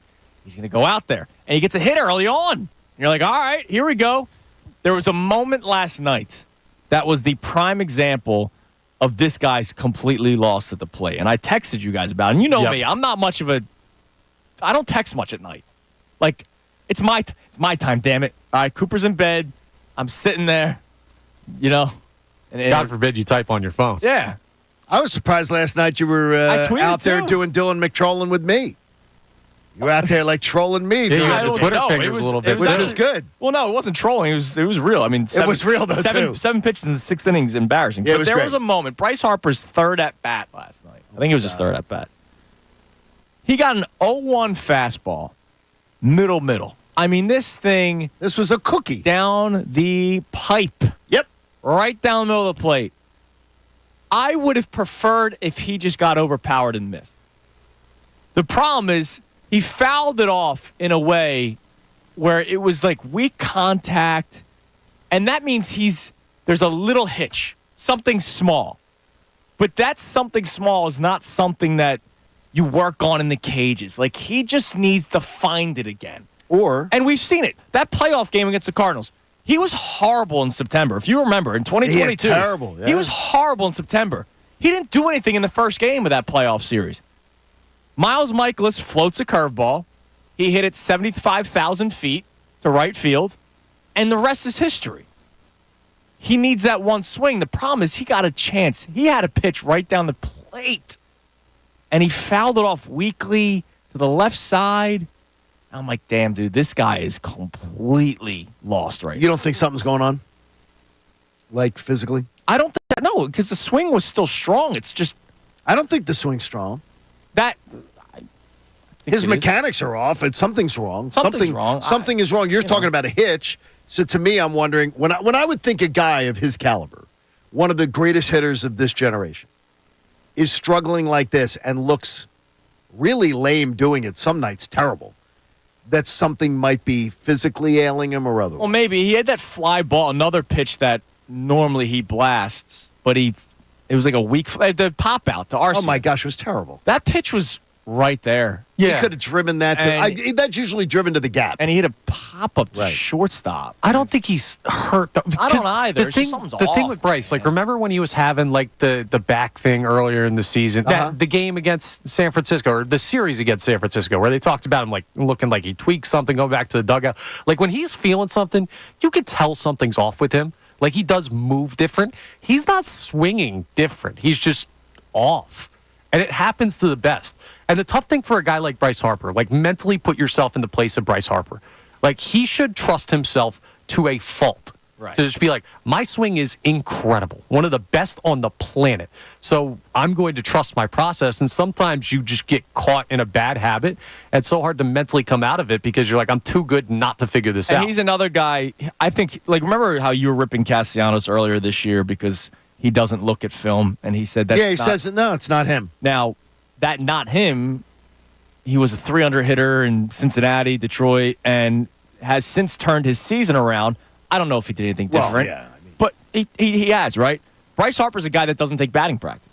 He has spoken about this. He does not take BP before a game because he doesn't want to. He doesn't want to burn some of his swings and batting practice. I mean, this is all on the record. So, I don't know. Is it a simple BP session, or is it? Could be. Or is it as simple as it connects one game? I would say to you this.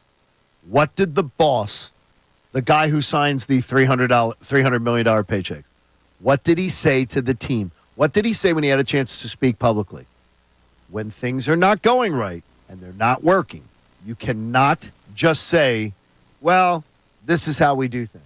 You got to tweak things. You got to try things. Yeah, you got to change Bryce things. Getting 10 swings, on the field in BP is going to necessarily change everything. Okay, I don't necessarily mean it's going to change everything, but you can't accept I got my process. This is how I do things. This is a real bad streak now. Well, we've had this He's now at 203. Right, but since the month of July. We've had this conversation with blackjack before. I know you're a big blackjack guy, Johnny. You have your ideas on how to play the cards. You hit on this number, Correct. you split these, and I do not ever do this or yes. Right, exactly. You have your process. Absolutely. And you may get smoked 21, 40 times in a row by the dealer.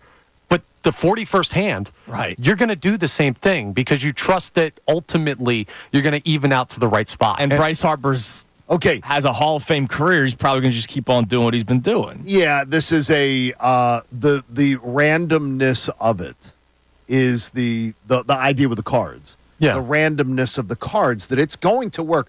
Statistics will show you it's going to work out in the favor. I don't know. To me, it seems like he's. I got to think at this point, we're talking about he is just about to go under 200. Absolutely. For a 150 bat stretch. No, it's bad. Which he's never done in his career. Yeah, and statistics would tell you that that's not the hitter Bryce Harper's going to be. Right. Like, here's the thing. It's the other thing with blackjack, too, with the whole changing the process. The second you change things and you start chasing cards, you go deeper down the hole. Oh, you do. You just don't do it. I'm not saying that's the right way. I'm saying there are some instances where that is correct, and that could be Bryce Harper's process. And if there's anybody to believe in to let him do his thing, it's him. All right, real quick. He deserves the benefit of the doubt for does. a while, yes. Real quick. The all-time meathead. This is a meat. I want to hear this. I want to get your reaction to this on the other side. So Vic Fangio, in some of their film sessions, is showing football from the 70s and 80s and 90s. Okay. Where, there was lawlessness. Oh, absolutely. The tackles, right? To the point where they needed to change rules, right? Yes. Man, how they was hitting. I love that. Nolan Smith said after practice on Wednesday, his eyes bulging as he discussed the vintage videos Fangio likes to show his players. I'd love to be able to just go lay the quarterback out, man. Clothesline him when he come through the B gap on that up pocket escape. You've seen all that type of bleep back then. It's crazy, and I love it. They played real football. I tell them boys, nah, we play pity-pat football. We even got these little things on our helmets now that don't do nothing, really. I feel that way, man. But, man, them boys was hitting back then. Come across that middle, it's a lot of guys on shallow routes and stuff right now. But back then, if you were in a shallow route, you had some guts to you. So, man, that's what I see. That's real football. Why is that a meathead? You don't agree with that? No, I'm just saying it's meathead. No, but you don't agree with it? I'm not anti-meathead. I'm just saying that came off very meathead. I mean, that sounds like I like it very much. All right, we'll dive deeper into it. Yes. Dive deeper into it. Also, today's headlines with Connor Thomas. And we are going to play some audio for you at 8:10. Multiple analysts glowing about Jahan Dotson coming to the Philadelphia Eagles. You will hear from Dan Orlovsky. You'll hear from Emmanuel Acho. You'll hear from Ross Tucker and a whole lot more. It's Kincade and Salciunas on this Fanatic Friday, 97.5 The Fanatic.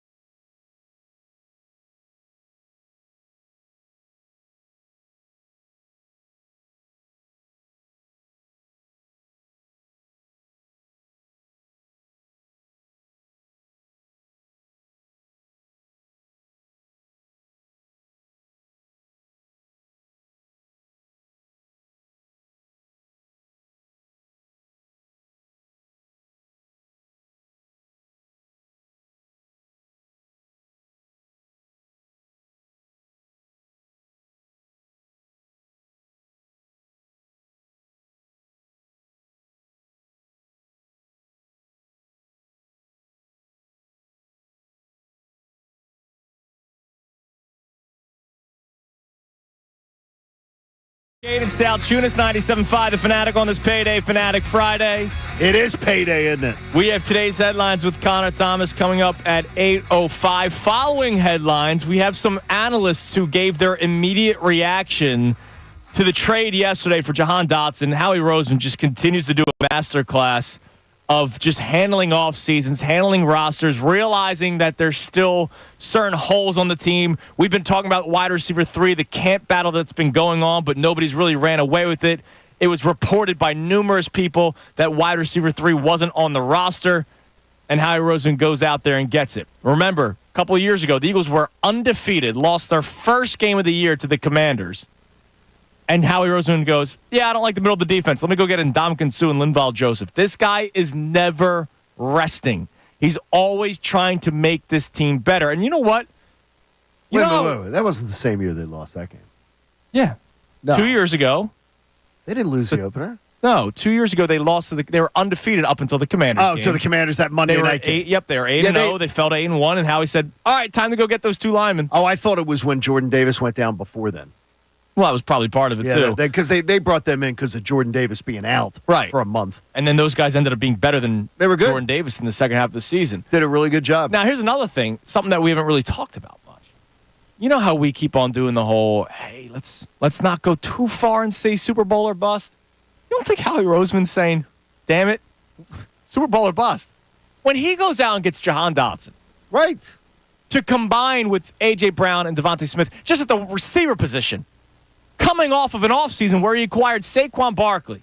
Everything that was ripped about the defense last year, the lack of dog mentality, he goes out and gets Chauncey Gardner-Johnson, brings him back a safety position that was just ass last year, right? He goes out there and gets Chauncey Gardner-Johnson. You don't think that he is saying Super Bowl or bust? I don't think Howie Roseman's walking in there in the NovaCare going, hey, I just hope we win the division this year. No, he's not. He's not going to tolerate something like that. And more importantly, too, he knows he has a young roster, too. The Eagles are going to have, 20 guys below 25. They're going to be one of the better, younger rosters. They shaved more than a year off their average age this offseason. Yeah. And we all agree the roster's better than last year. Yes. So, there you go. That's we're looking at it as he wants to win. He wants to win this year. That's a conversation for maybe next week when you're off. I apologize, but I already got one show in the books. If Howie Roseman is saying, basically telling us with his actions, Super Bowl or bust, how come there's Eagles fans that aren't there yet? Well, I think the thing is Howie Roseman's expectations being Super Bowl or bust, and I won't talk it out for you guys, but would be along the lines of two. You've got I have to take into consideration they're not in a vacuum, and if San Francisco's healthy and if Detroit's healthy, you have two teams that I believe are every bit as good as them. Yeah. So you can't just say, it wouldn't be if San Francisco's healthy and they have their full roster right now. Yeah, it's not a walk in the park. Detroit is healthy and they have their full roster right now. I don't think anybody would say that the Eagles' roster was better than theirs. I could say offensively, yes, you could. The Eagles' roster. But the Eagles' defensively, roster. no. So, in my mind, as long as I see the Eagles play really, really well, and they're right there and they're competitive and they fight it out, if they were to somehow lose an NFC title game to, a really, really great team, I'm not going to look at that as something that's we're talking title game. I'm not going to look at how we feel. We have been getting text messages from people. I just hope they win the division. That's ridiculous. I hope they win 11 games like last year, but it looks better. No, I think the GM is saying we better do more than that. It's like I told you though, is that you and Connor and Bill Colarulo and Andrew DeCecco, you have plans on the last Sunday in January. So don't schedule anything. Tell Christy you're not going to Peddler's Village. Nope. None of that. You guys got a pregame show. No Peddler's Village. All right, you can text and call on 610-632-0975. You'll hear from Dan Orlovsky, Ross Tucker, and Emmanuel Acho coming up in a few minutes reacting. The immediate reaction to yesterday's trade for Jahan Dotson. But it's time now for today's headlines with Connor Thomas. Today's headlines with Connor Thomas. What up, Connor? What's good, boys? What do we got? You guys seen any good concerts lately? There's a big musical act in town. He was down at the stadiums last night. A lot of people in attendance. He's been there a couple times. You know who it is. Bruce is in town. Well, that was Wednesday. And he didn't. Well, last night too, I believe. Oh, I thought it's tonight. It's tonight. It was Wednesday. It was Wednesday Friday. and tonight. No back-to-backs. Yeah, he he can't do the back-to-back. And his tail end of his career. We're expecting Alec Boehm to do back-to-back. No, he wanted to go back-to-back, but Rob Thompson actually said he left notes on the desk and said he can't go back-to-back. Bottom line, Bruce made a bad call. And he decided to sing about the Giants and the Meadowlands, and Philly gave him a reaction much deserved.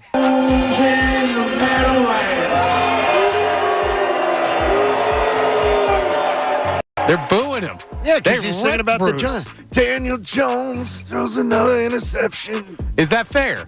Yes. I mean, it's the guy's song. Who cares? Boo it. Absolutely. No, they're not read the damn room. Bruce saying they're booing the song. They're booing the Giants. Yeah, like clearly they love Bruce. 95% of the people there have seen him 16 times. Yeah. So they're not booing Bruce. They're just booing the Meadowlands part. I guarantee you, out of the 95 concerts that a couple of the media members have seen of Bruce, it's not the first time he's mentioned the Meadowlands in Philadelphia. Connor, sure. I didn't tell you that a young teenage girl that you may know, not know that way, did say was going to another concert the other night at Wells Fargo Center, and said walking through the tailgating from everything that it seemed like they were filming erectile dysfunction ads. Jesus. Come on, man. That was the assessment of the crowd. I said, well, you young people, I don't know what is going on. That's our Bruce impression twice from Mr. Kincade. We'll move on. Now, I got to give credit to the Barstool Philly Twitter account because they're the one who I saw put this in actual writing. But I think we need to, especially on a day where the Phillies didn't give us a lot, like, let's see not just where the Eagles are now, but how far they've come with the wide receiver room. Okay. 4 years ago, in 2020, the big three names in that wide receiver room for the Eagles were Travis Fulgham, Jalen Reagor, and J.J. Arcega-Whiteside. Now you got A.J. Brown, Devontae Smith, and Jahan Dotson. I saw a quote tweet. Somebody said Carson Wentz should sue Howie Roseman. Absolutely, he should. No, absolutely. When you look back on it, Howie was look, and Howie has regrouped, changed his game plan, changed some of his approaches. Right. So John Middleton would love how Howie Roseman does his job because he's done that. That's and boy, Carson, can you imagine him before the knee, like even coming off the knee injury with all these weapons? Oh, if he had these weapons, yeah. Oh my gosh, no, he would have thrown for 5,000 Greg yards. Ward and Deontay Burnett. So yeah, I mean it's and you're just talking about the 4-year difference. How about you just do the franchise? Oh. Yeah, I say it all the time. I respect Harold Carmichael so much for what he was able to do in an era where it was not a pass-happy league. It is criminal that he is still the all-time receiving leader in Eagles franchise history. There's a great question online where it's like, what are we in the golden age of right now? And we are in the golden age of Eagles wide receivers. Oh, that's not yes. Though there was no silver age, there was no bronze age. Right. No, there was just the Stone Age. And then Stone Age. Stone? Nah, I think it was the Stone Age. Alshon had some years. He did. Don't forget Aguilar. Oh, come on now. All right, we'll round out with Alshon had a moment. We'll round out with a question from the hat here. Let me go ahead and play around this one. There you go. All right, question here. Who do you think, it's funny we were just talking about Carson Wentz. Who do you think is the greatest Philadelphia sports what if as a player? Could be injuries. So let's could be take Carson traded. out of it. Okay. Well, I would still say Embiid if he, let's say he was healthy. I don't forever. know that you can count him because he's not done yet. I could still say it. Okay. If he's been healthy his entire career, right? Like the guy, no nagging, no orbital bones. So before he's married? No injuries whatsoever. They would have at some point gone out of the second round of the playoffs. Because he's always dealing with it during the playoffs, too. I think the greatest what if is still a guy who had an amazing career. The greatest what if is Eric Lindros should have had. Yeah. This franchise would have had could have won 2 or 3 titles. And the whole history of the Flyers is different. That's a great pick. I'm going with the guy with the birds. We were just talking about Eagles wide receivers. I think it's T.O. I think if T.O. gets a contract long term with that team with McNabb, they win Super Bowls. Not okay. Super Bowls. I'm going to always love Terrell Owens for that performance that Sunday. Sitting in Jacksonville and watching him 6 weeks off a broken leg, and he was their best player on the field. Think about what he does healthy. Man. And they lost the Super Bowl by 3, and they had 3 interceptions, 2 in the red zone, 2 in field goal range. I'll give you 2 before our time. Pelle Lindbergh and Jerome Brown. You know what I mean? Like, it's crazy. Those are two before our time, but because we're Philadelphia sports fans, we know about what happened. And Reggie White. The city might be named after him if God doesn't tell him to go to Green Bay. Yeah, for the most money. By the way, great news for you. I gave this one out. Connor, you have not heard it yet. James Nagel does a really, really nice job. James, you can follow him at Nagel NFL. Most receiving yards in a season by a Super Bowl champion wide receiver 3 in the modern era. Jordy Nelson, 582 yards, is the most. Robert Woods of the Rams, 556. Mecole Hardman, 538. Jahan Dotson, as a much bigger target, averaged 520. They don't need him to be elite, in James's words. They just need him to be him. Yeah. This guy has already shown he can do it. So that's a real fun way to look at what went down. And I like that. Yeah, I mean, look, he's gonna have his opportunities. Now, look, I don't know if he's gonna finish with 500 yards. It might go down to like 400. He's playing with A.J. Brown and Devontae Smith and I do not Dallas Goedert and Saquon, and it's going to be as long as it's effective, right? That's all that matters. As long as it's an effective. I remember those are the most. And so even if it's 400, something like that, it'll be fine. Right, absolutely. This is incredible. All right, so speaking of Jahan Dotson, yesterday when that trade happens, of course, every talking show in the world has to react to it because it was a big move for the Philadelphia Eagles to bolster an already incredible offense. We'll start with Dan Orlovsky. Here he is on ESPN reacting to the trade of Jahan Dotson and what this can do for the Eagles. Well, I think this is now giving Philadelphia the best wide receiver trio in football. I mean, the Eagles have the best wide receiver trio with A.J. Brown, Devontae, and Jahan Dotson. This was a really good offense to begin with. If Dotson just replicates what he did, which is 50 or so catches and 500 yards at that number 3 wide receiver spot, I don't know of anybody in the NFC that can line up and play man-to-man coverage against those 4 pass catchers. Yeah, man. I mean, who can? And remember, he's talking about the NFC. The Packers, week 1, they switched to man-to-man. That's what their defense is this year. And right now, in man-to-man, Orlovsky's telling you that's going to be a problem. So, if teams that have zone try to attack that Eagle, it might play to exactly what you've heard from over and over again. He's been doubling down on that Dallas Goedert's going to have a monster year. Yeah. And there's going to be this, because I don't see many people being able, because with Saquon in the mix, I don't see many people like who you have 2 guys that are covering. You got a guy covering Saquon. You got a guy that can cover a linebacker that can cover Goddard too. If they try to double team anybody on this team, if they try to load up in the box against Saquon, you're screwed. If you double up A.J. Brown, that opens things up for Devontae and Dallas Goedert. And oh, by the way, if Jalen Hurts is coached up, which it looks like he is being coached up, and we played that audio from Tim McManus yesterday where he's been so much better against the blitz and he's starting to hit his checkdowns more, which doesn't seem like a big play, but it's something that he didn't do last year. Man, I almost want to say the opportunities are endless. Dude, if I'm a defensive coordinator facing this team, I am going to my OC or my head coach and saying, you guys better go get me 40 this week because I don't know what you want me to do. Right, exactly. Okay, so we know that we're going to get into this closer and closer to the regular season, when we get, Labor Day week. But right now, I'm wondering if that defensive coordinator in Green Bay, just off of his Boston College job, is saying, if I'm going to take something away from them, what is my number one focus to take away? I think it's still A.J. Brown first. Yeah. I think it's Saquon. See, I think it's Saquon. I'm leaning Saquon a little bit over A.J. Okay.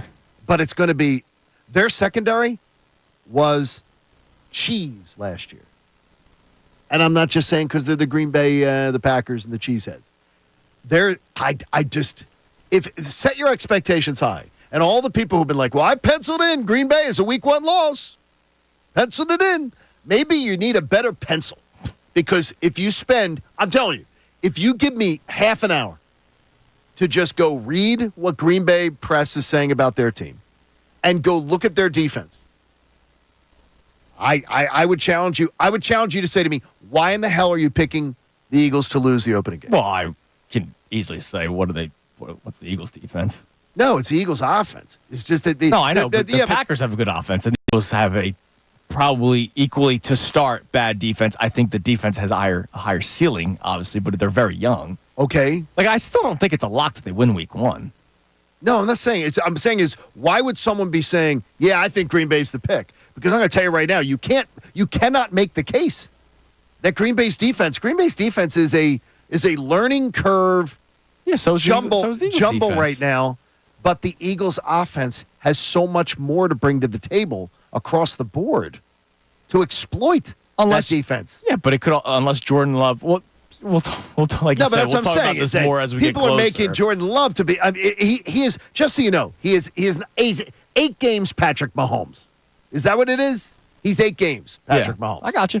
All right, so you heard Dan Orlovsky. Here's Ross Tucker from CBS, going to be doing games with Tom McCarthy this year, and of course, you see him during the preseason games. We both always dig his He's content. great. Yeah, Ross Tucker's tremendous. Here he is reacting to the Dotson trade. It is hard not to love the Jahan Dotson trade for the Philadelphia Eagles. First of all, he played high school football in Eastern Pennsylvania up in Nazareth, and he went to Penn State, so I'm already going to love it for that. But the guy averaged 15 yards a catch and had 7 touchdowns as a rookie. He has more touchdowns than guys in his draft class like Drake London, Chris Olave. He has inside-outside versatility. The Eagles now control his rights for 3 more years if they elect to pick up the 5th-year option. The big reason why I think they did this is in case something happens to A.J. Brown or Devontae Smith, they wanted to have a guy that they felt comfortable starting and a guy that could be their number 3 receiver.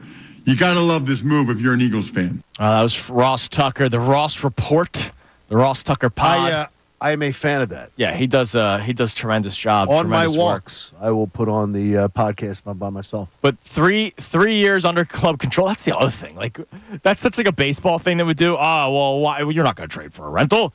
No, you can't trade prospects for a rental. Howie traded a draft pick 3 years of for a control. guy that's got 3 years left. No, he traded a 3rd-day draft pick. Right. Well, honestly, because of the fact of how the deal went down. That's incredible. It really is incredible. Lastly, here's Emmanuel Acho. I'm not the biggest Acho fan, if I'm being honest with you guys. But if he talks glowingly about the Eagles, sure. I'll let pride go to the side. Here he is. This is why the Eagles acquired him. Jahan Dotson doesn't have to be better than cornerback 1. He does not have to be better than cornerback 2. What Jahan Dotson simply has to do is understand when defenses are going to be in what we call man-free coverage. Jahan Dotson, all he has to do at home, he just has to be able to beat safeties, family. He just has to be able to beat safeties. That is why, as you bring us back on camera, Eagles fans should be excited. All right, there you go. And he's right. He's going up against safeties, or he's going to be going up against a nickel corner. And not every team's nickel corner is a first-round draft pick like Quinyon Mitchell. Correct. Right? And I just am. What I do like too is that, and we'll talk to Bram Weinstein coming up at 9:05. The voice of the Commanders. He goes up the ladder and gets the ball too. Yeah, he's got a little bit of a leaping ability too. And Jalen Hurts is not afraid to throw the 50-50 ball at times. He's not afraid of the middle of the field. Yeah. There's so much to like about him. So much to like about it. We'll get more of your text reactions coming up next. Also, your calls. Same number, 610-632-0975. So we'll continue all of our discussions today. But I need a message sent to all the teams in this city, John. A message that needs to be sent to a large group of players in this city, John. This needs to be a rule in every locker room. I will bitch to you all next. It's Kincade and Salciunas, 97.5 The Fanatic.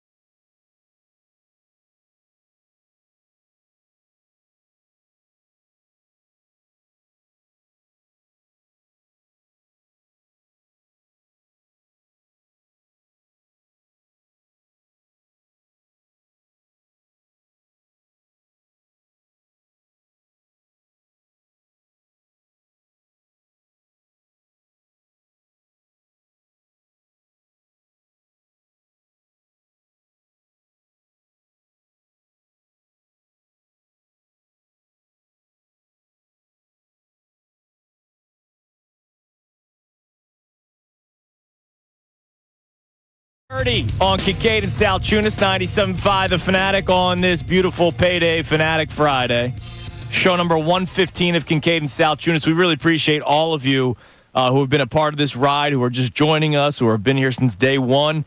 We got football season around the corner, so we love that we have as many as you that we do right now. Appreciate them very much. And football season will only add to more fun. Can't wait. And more people on the bandwagon, so we appreciate that. 2 weeks. 2 weeks. Unbelievable. Now, real quick. It might be longer than quick. I don't know. Because I think you agree with me on this. But there's a message that I want out there. Maybe Haley, who does a great job clipping things from our YouTube, posting them on social media. I want this to be sent to the Phillies, the Sixers, the Eagles, okay, the Flyers. Hell, you want to add Union, Wings? I think we got a Frisbee team in this city. Do we? We used to have an esports team that relocated to North Korea or South Korea. I think it's South. South Korea, yeah. Did they think it was safer? Why did they relocate? I just need this message to be sent to these teams and posted somewhere in the locker room. Or if you are a rookie, or if you're a backup, okay, or if you're a role player, there should be like a Post-it note in the back of your locker. I'm tired of the backups and role players opening up their mouths.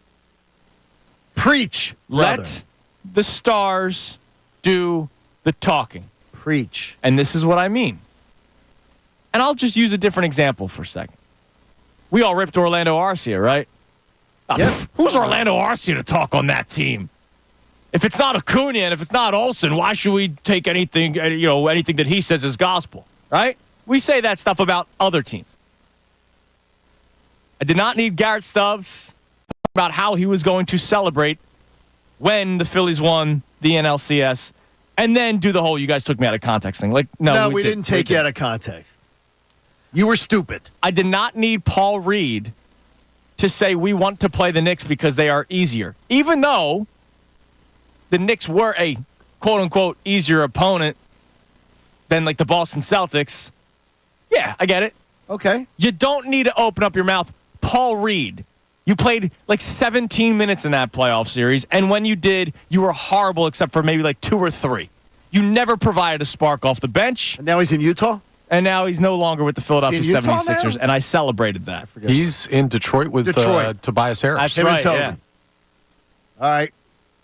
And on July 11th what's of this year, all right, I have a quote from a starter / role player. Okay. His name is Johan Rojas. Remind everybody of what Johan said. This was after they swept the Dodgers. He was a little chesty. That's good. It was a big series win for the Phillies. Wasn't Rojas like in the minor leagues around that? Quote, "We don't care who's coming. We don't care who we're playing. We're just going to beat them. Anyone could come here and they're going to end up losing the games or the series." So he said that on July 11th of 2024. Since then, Johnny, yeah, the Phillies are 13-21 ever since a role player opened up his mouth.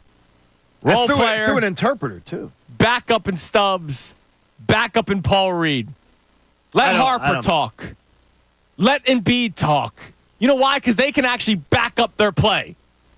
I need the role players and backups to stop talking. It's 3 instances in less than 12 months. I need you to zip it. Zip it. All of you. Yep. And that's the message I just need to be sent. I think that's fair. I think it's very, very, very wise of you. Is that don't talk. First of all, why are you talking? Why does that need to be said? Why do you need to be doing that? That's the number one thing is, what are you saying and why are you saying it? And also, too, be accountable for it. It's not this is not something that you're not going to be the person that has to back this up. Well, yeah. Johan Rojas is not going to be the person who is counted on to back this up.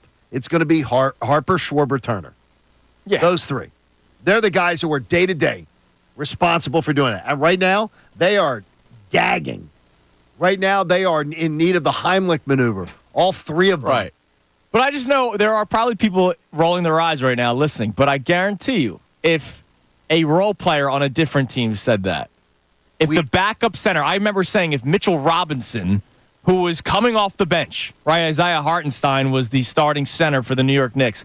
If Mitchell Robinson said before the series, bring on the Sixers, they stink. We would have had it as T-shirts. We would say, oh, this backup center's talking smack. I don't need the role players or backups to talk anymore. Yep. Connor? I don't. You're Mr. Chesty in life. Yeah. Well, kind of. I don't really need anyone to talk. Like, I don't even know that we should just hold it to the role players. Like, just focus on what. I hate ever giving any type of motivation to the other team. Show up, take care of business, talk about what happened, talk about your opinion on what happened, and do not give any unnecessary motivation to another team. Like, I don't care if it's Bryce Harper or if it's Rojas. Like, just don't say. Like, think about it. Spencer Strider was a big part of the Atlanta Braves 2 years ago or a year ago. And he made the comment about he wishes there were no fans at Citizens Bank Park. Like, it didn't make a difference because he was a good player as opposed to a role player. We still ripped him, and that place was loud, and they lost the series. And it was not even real. It was a joke. Yeah, but it was a joke. Like, that's the thing. Just don't say anything that could be misconstrued. And that might be like, oh, you're not letting guys say what they want to say. Good. I don't know. Focus on what you're Are you saying focusing shut up on. and dribble? No. Like, listen, no. I'll read this quote from Rojas again. By the way, I wish everybody would just chill on this stuff. And that's the key. Connor, I think you're right. Here's Rojas again. We don't care who's coming. We don't care who we're playing. We're just going to beat them. Anyone could come here, and they're going to end up losing the game or series. If he said, we don't care who's coming, we don't care who we're playing, we feel great about our chances in any series. Okay. No question. But when you start going, anyone can get it. That's your right. Anyone who comes here, they're going to lose. I like what you said, Connor, because I think that it is. You don't have to give bulletin board material to anybody. So here's what it is, right? If we're doing kangaroo court, if you don't have a bobblehead and you say something, get out. Why, they don't have a Rojas bobblehead night yet? If you do, I don't think yet. If you do have a bobblehead, you're fined like whatever amount. Like, it's not as bad of an transgression, but that's exactly the way I see it. I'm just so glad they didn't come up with these Stubbs Vibes bobblehead. And it's coming next year. Here's the cardboard box on my head, and I'm drinking Budweiser. If they won the World Series, that would have been a bobblehead.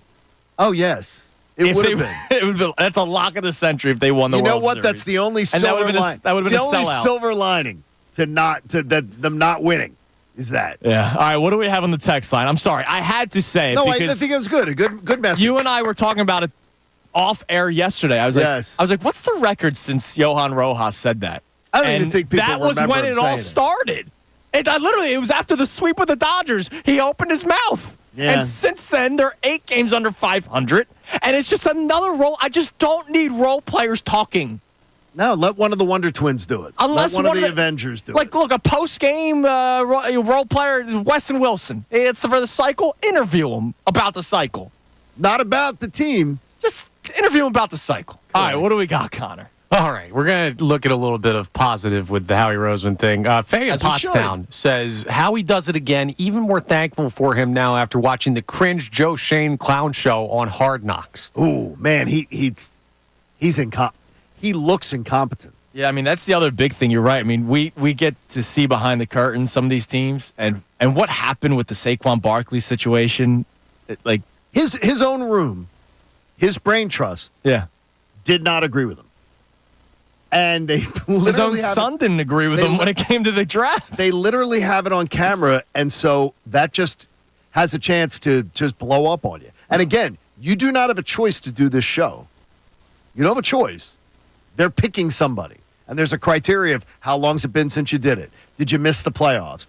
There are certain criteria that you're in the group of people, and they can pick you. You can't say, no Hard Knocks. We're not doing it. Right. NFL says, yeah, you're doing it. And that Giants team, I know they're all fired up about Malik Neighbors, who looks like he could be a stud, but here's the deal.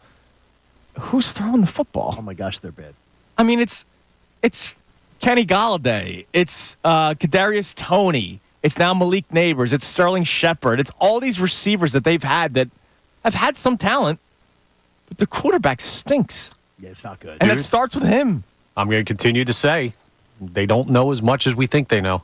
Like, GMs. Oh, yeah, that you could be. Yeah, look. Like, I'm not saying I could be one. I'm also an idiot. But I can recognize when other people are idiots. And there are some around every sport. The day that the rumors came out that Daniel Jones was going to get a contract extension, I remember saying on these airwaves that's going to set that team back. Yeah. And then they made the playoffs. So they fell in love with the cute little story of making the playoffs with Saquon Barkley running the ball 17,000 times and Brian Dable doing little things with Daniel Jones. And they gave him that contract, which is a total cap killer for them. I thought that they weren't doing it and that the reports were false. I remember saying I don't believe the reports.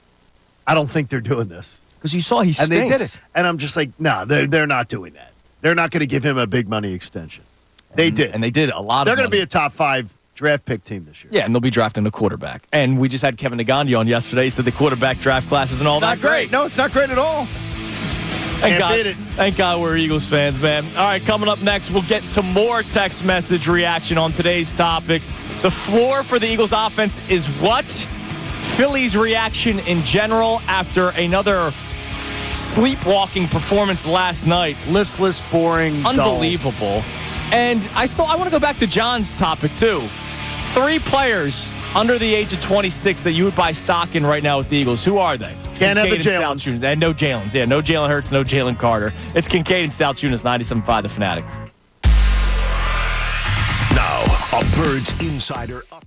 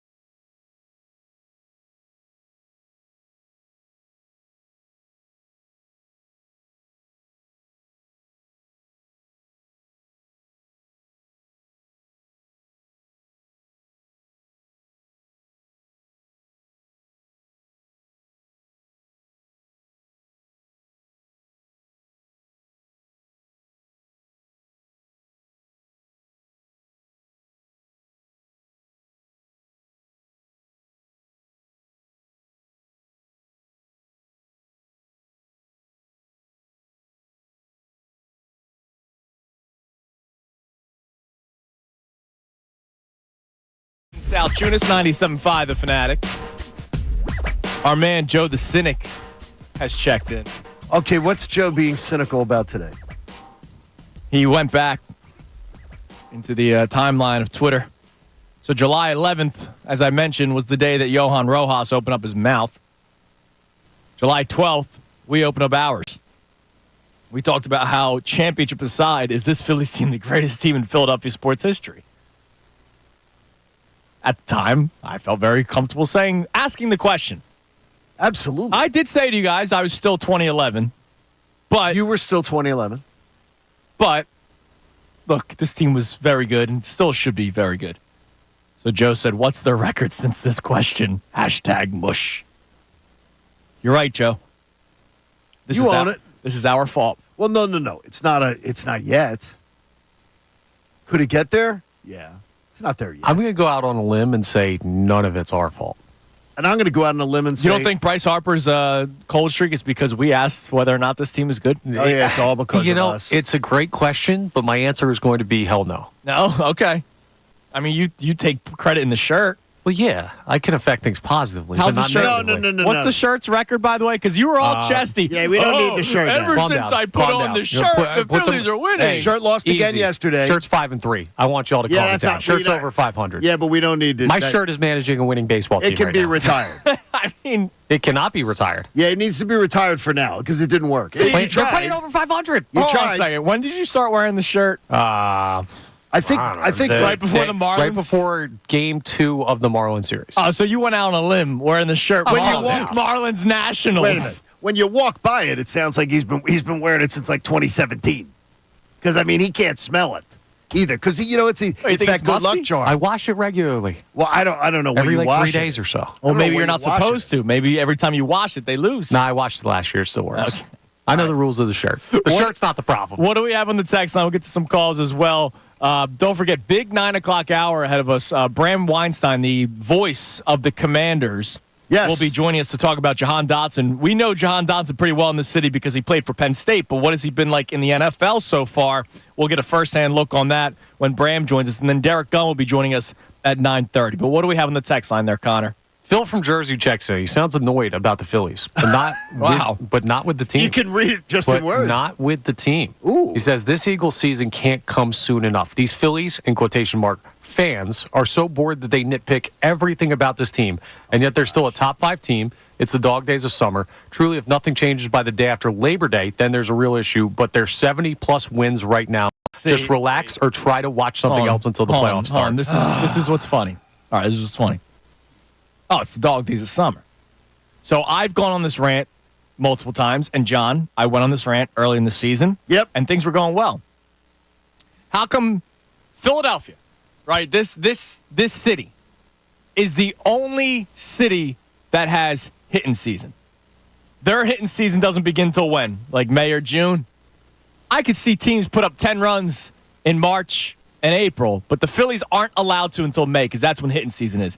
So now it's the dog days of the summer for the Phillies. But what about all the other teams that are like 8-2 in their last 10? Or teams that have, all of a sudden taken first place in their respective divisions? The Houston Astros were in 3rd place not that long ago. They're now running away with their division. Why are people happy? Oh, I don't think he's happy. No. Yes, he is, because he's spinning. They're a top 5 team, and they're this, and you got to get in it. No, they're a team that blew an 8-game lead on the Brewers. They're a team that blew a 6-game lead on the Dodgers. They're a team that has now let the Atlanta Braves somehow believe that they have a pulse with 4 games here next week. Don't be giving me the top 5 team stuff. Don't give me that.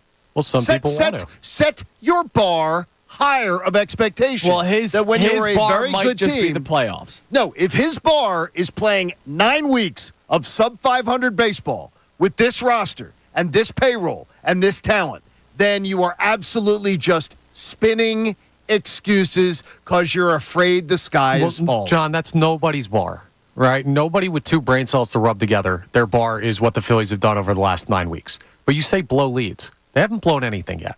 No, they did. No, they haven't. The season is not over. The race is not over. They could be the top seed in the National League easily. That lead is already blown. Whether they can recover a lead and build a new one, you did blow the lead. It's already done. That's past tense. But that's The race is not over. Connor, it didn't say the race is over. I understand they blew a 10-game lead. John, if you're a fan of this team and you believe in them still, there is still plenty of this time. They could win the top seed in the National League by 6 games. How about this, Connor? Yes. How about just being able, as a fan, you can still acknowledge that it has been crap. Okay. For 9 weeks, John, and stop spinning these scenarios of, you know what it is? It's really not that bad. Because I question what you think about fandom. Okay. Because as a fan, you want to root for the team to do good. And we all do. You want to believe the team is better than they actually are. And we all do. You want to look at... Listen to what I said. You want to believe the team is better than they are. I've told you this team's better than they are. I told you it before the season started. But I'm not going to sit here and spin these... the sunshine and lollipops. That sunshine and lollipops. Top 5 team. Sunshine and lollipops is a big part of fandom for a lot of people. Yeah, but I'll say this. But you have to be able to acknowledge stuff. Yeah, to the texter, I understand. to the texter, he can't say, "Oh, people are annoying me," saying that the Phillies aren't playing well. Reality ignores me. The Phillies so are playing very bad baseball. I'm not saying he's right, but there is a portion of there's a portion of fandom that is not based in reality. I want to live in Unicornville, John. That's what sports is, John. It's not, sports is an Connor. escape for a lot of people, and some people live in Unicornville, and that's happy for them. Connor, and I'm not saying they're right. It can be an escape. You still have to acknowledge what's going on and not be like, nope, this isn't happening. We're not seeing 9 weeks of bad baseball. We're not seeing Bryce Harper in the worst streak of his career. Just the dog days, you can John. just acknowledge facts and say, but I'm hopeful that things are going to be better. Right, and some people just want to not acknowledge it and be happy, and I understand mentally why people do that, because this team isn't dead, and they have a chance to still be great. No one said they are, so you're arguing stuff that's not being said. All right, coming up next. That's not being said. Bram Weinstein, the voice of the Commanders, will be joining us at 9:05 to talk about Jahan Dotson, who we now get to see in Philadelphia Eagles green, but he's had a first-hand look of him with the Commanders since getting drafted out of Penn State. And, of course, Derek Gunn will be joining us at 9:30, so still a lot to come on Kincade and Salciunas right here, 97.5 The Fanatic. Fanatic Sports Update. Howie gets a deal done. I'm Connor Thomas, and this update is brought to you by AutoZone. Get in the zone. It's time to say goodnight to that check engine light with the free AutoZone Fix Finder service. It's the absolute best.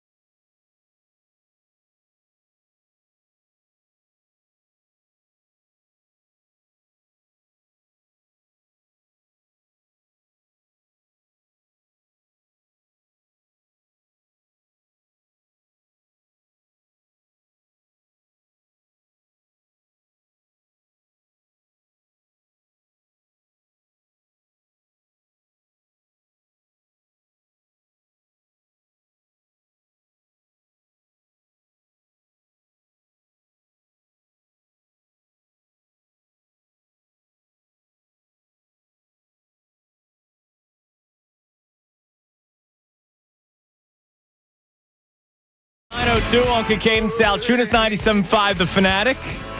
On this Payday Fanatic Friday, we got Bram Weinstein, who is the voice of the Commanders. Real good guy. Bram and I used to do shows together at ESPN Radio. Fantastic. Oh, I remember. I texted you yesterday. I was like, "Hey, who's that guy that you used to have on all the time?" Yeah, I got off. Bram. Yeah, I got off. We enjoy sparring. I always go on his show when it's Eagles week, right, and make them feel terrible. He says you're coming on. I'm bringing him on to make you all feel terrible. Here's John Kincade. He's going to just make you feel terrible. And the Eagles won both games. It's just those games also made us feel terrible because the Commanders almost won both of those too. They did. They did. But Bram's going to be joining us coming up at 9:05 to talk a little bit more about Jahan Dotson because he's had a firsthand look at him as an NFL player. We, of course, know him here as, the Penn State Nittany Lion wide receiver. He goes in the NFL for 2 seasons and is successful, again, with Sam Howell, Taylor Heineke. Who else did they have? Who was Heineke going back and forth with 2 years ago? Oh, what was his name? It was the year that the Eagles. Yeah. He's the kid that lost to them. He's the the kid they traded. Carson Wentz. Didn't he go to Seattle? Oh yeah, they did have Carson Wentz 2 years ago. Yeah, Carson Wentz was great. That was the game we went to. And watched Carson get sacked 6 times with Philly sports. I thought it was 10. Dude, it was more than it was. No, more but than we were like 6. it was like in the first quarter. Yeah, it was so terrible. Yeah, so Carson Wentz, Taylor Heineke, Sam Howell, all in 2022, and then of course incredible. last year as well with Sam Howell, and Jacoby Brissett. Like that's the thing. Like he's played with Drek quarterbacks, and he's been a focal point of that offense. With this team, it doesn't have to be. With this team, he can just go out there and run certain routes. Take the top off the defense, which will then open things up underneath for A.J. Brown, Devontae Smith. Like this offense, I keep on talking about how there's no excuses for Jalen Hurts. Is it fair to say there's no excuses for Kellen Moore? No, there shouldn't be any excuses for Kellen Moore. He has every weapon at his disposal right now. Nobody has more to play with. And the thing is, when we talk about weapons, the Eagles' offensive line is a weapon. Whether we consider that or not, it's a weapon because it's superior to what other people have. You've got something that can potentially give you give you a bit of an edge. Right, absolutely. I mean, they got it all right now, man, on every facet of the game. And so it's going to be a very exciting season. We can't wait for it. 2 weeks from today is opening kickoff for the Philadelphia Eagles. 13 days away from the NFL starting again when the Ravens and the Chiefs battle one another. So a lot of fun in store for us, and we just can't wait for it. It's going to be an absolute blast, and we're going to talk to Bram Weinstein about that. Again, the trade, if you didn't hear it yesterday, the Commanders traded Dotson and a 5th-round pick. So the Eagles still even got a 5th-round pick in return. You know Howie. He might use that to move around. Somehow he'll trade that 5th-round pick, and he'll get Christian McCaffrey somehow because he's that much of a wizard. The Eagles sent a 3rd-round pick and 2 7th-round picks in exchange for Jahan Dotson. So let's head to the Comcast Business Hotline. Every day in business is a big day. Let Comcast Business help you move forward with what's next. The voice of the Commanders, Bram Weinstein, joins us. Bram, good morning. How are you doing today? Hey, John. What's going on? What's going on, buddy? Andrew Salciunas and I trying to figure out why the Washington Commanders would want to get rid of Jahan Dotson. Can you clear that up for us? Sure. I am not surprised he was traded. I am surprised he was traded in the division. That's probably about the only thing that really ended up overly surprising about it. Albeit, if you told me in the spring that this would happen, I wouldn't have believed it. But throughout camp, I don't think anyone sits there and thinks that the Commanders have a really, robust receiving core. And it just felt like he was penciled in as someone who would have a big role.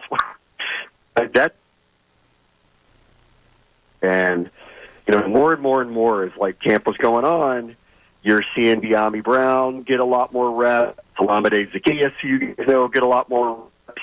They use a pick on. You're breaking up on us. You're breaking up on us, Bram. We're going to try. Yeah, we're going to put you on hold. We're going to try to clear a better up that line. So he's saying he wasn't very surprised that the trade happened.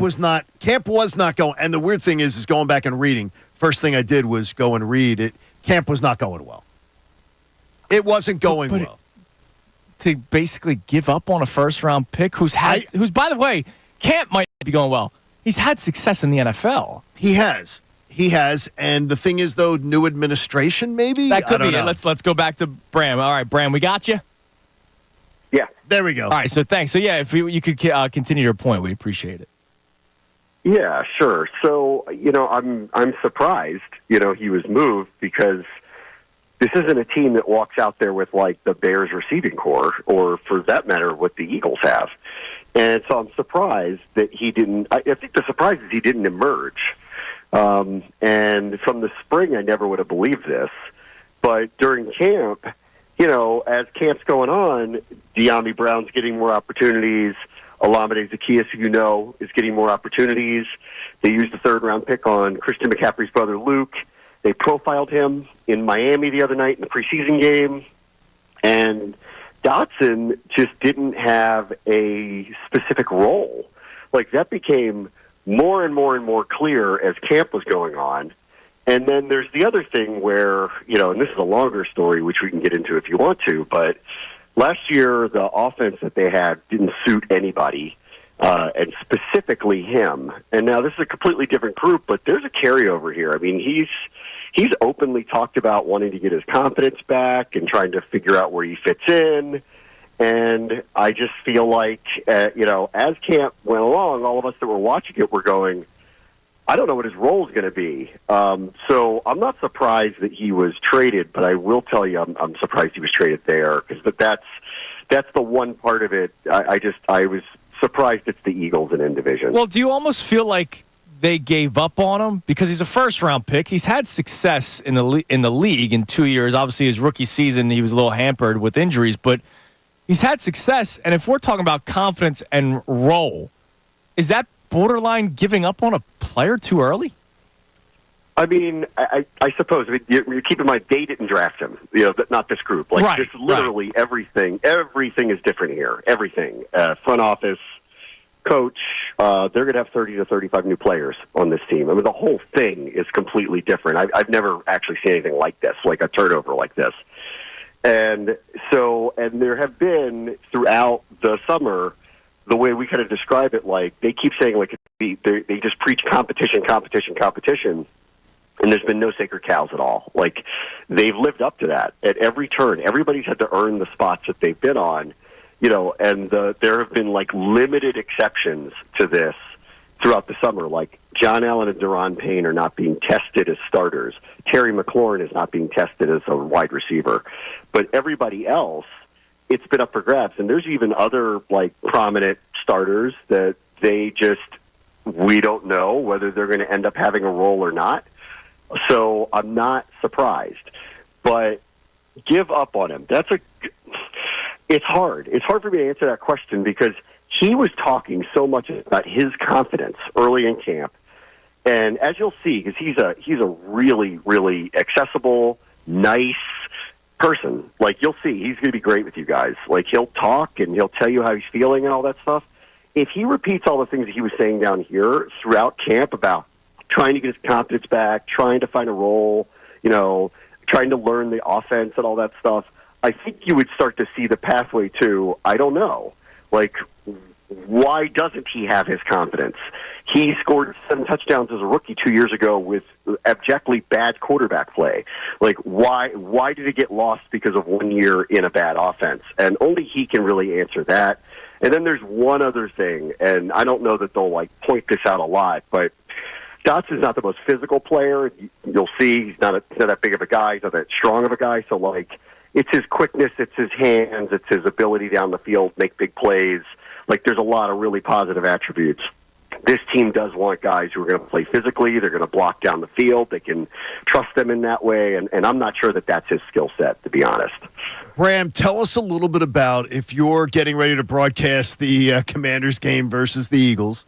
There'll be 2 of those this year. I'm going to bring a nice group of us down like we have, previous years too. So we'll be there to see you. Where do you see Dotson fitting in here?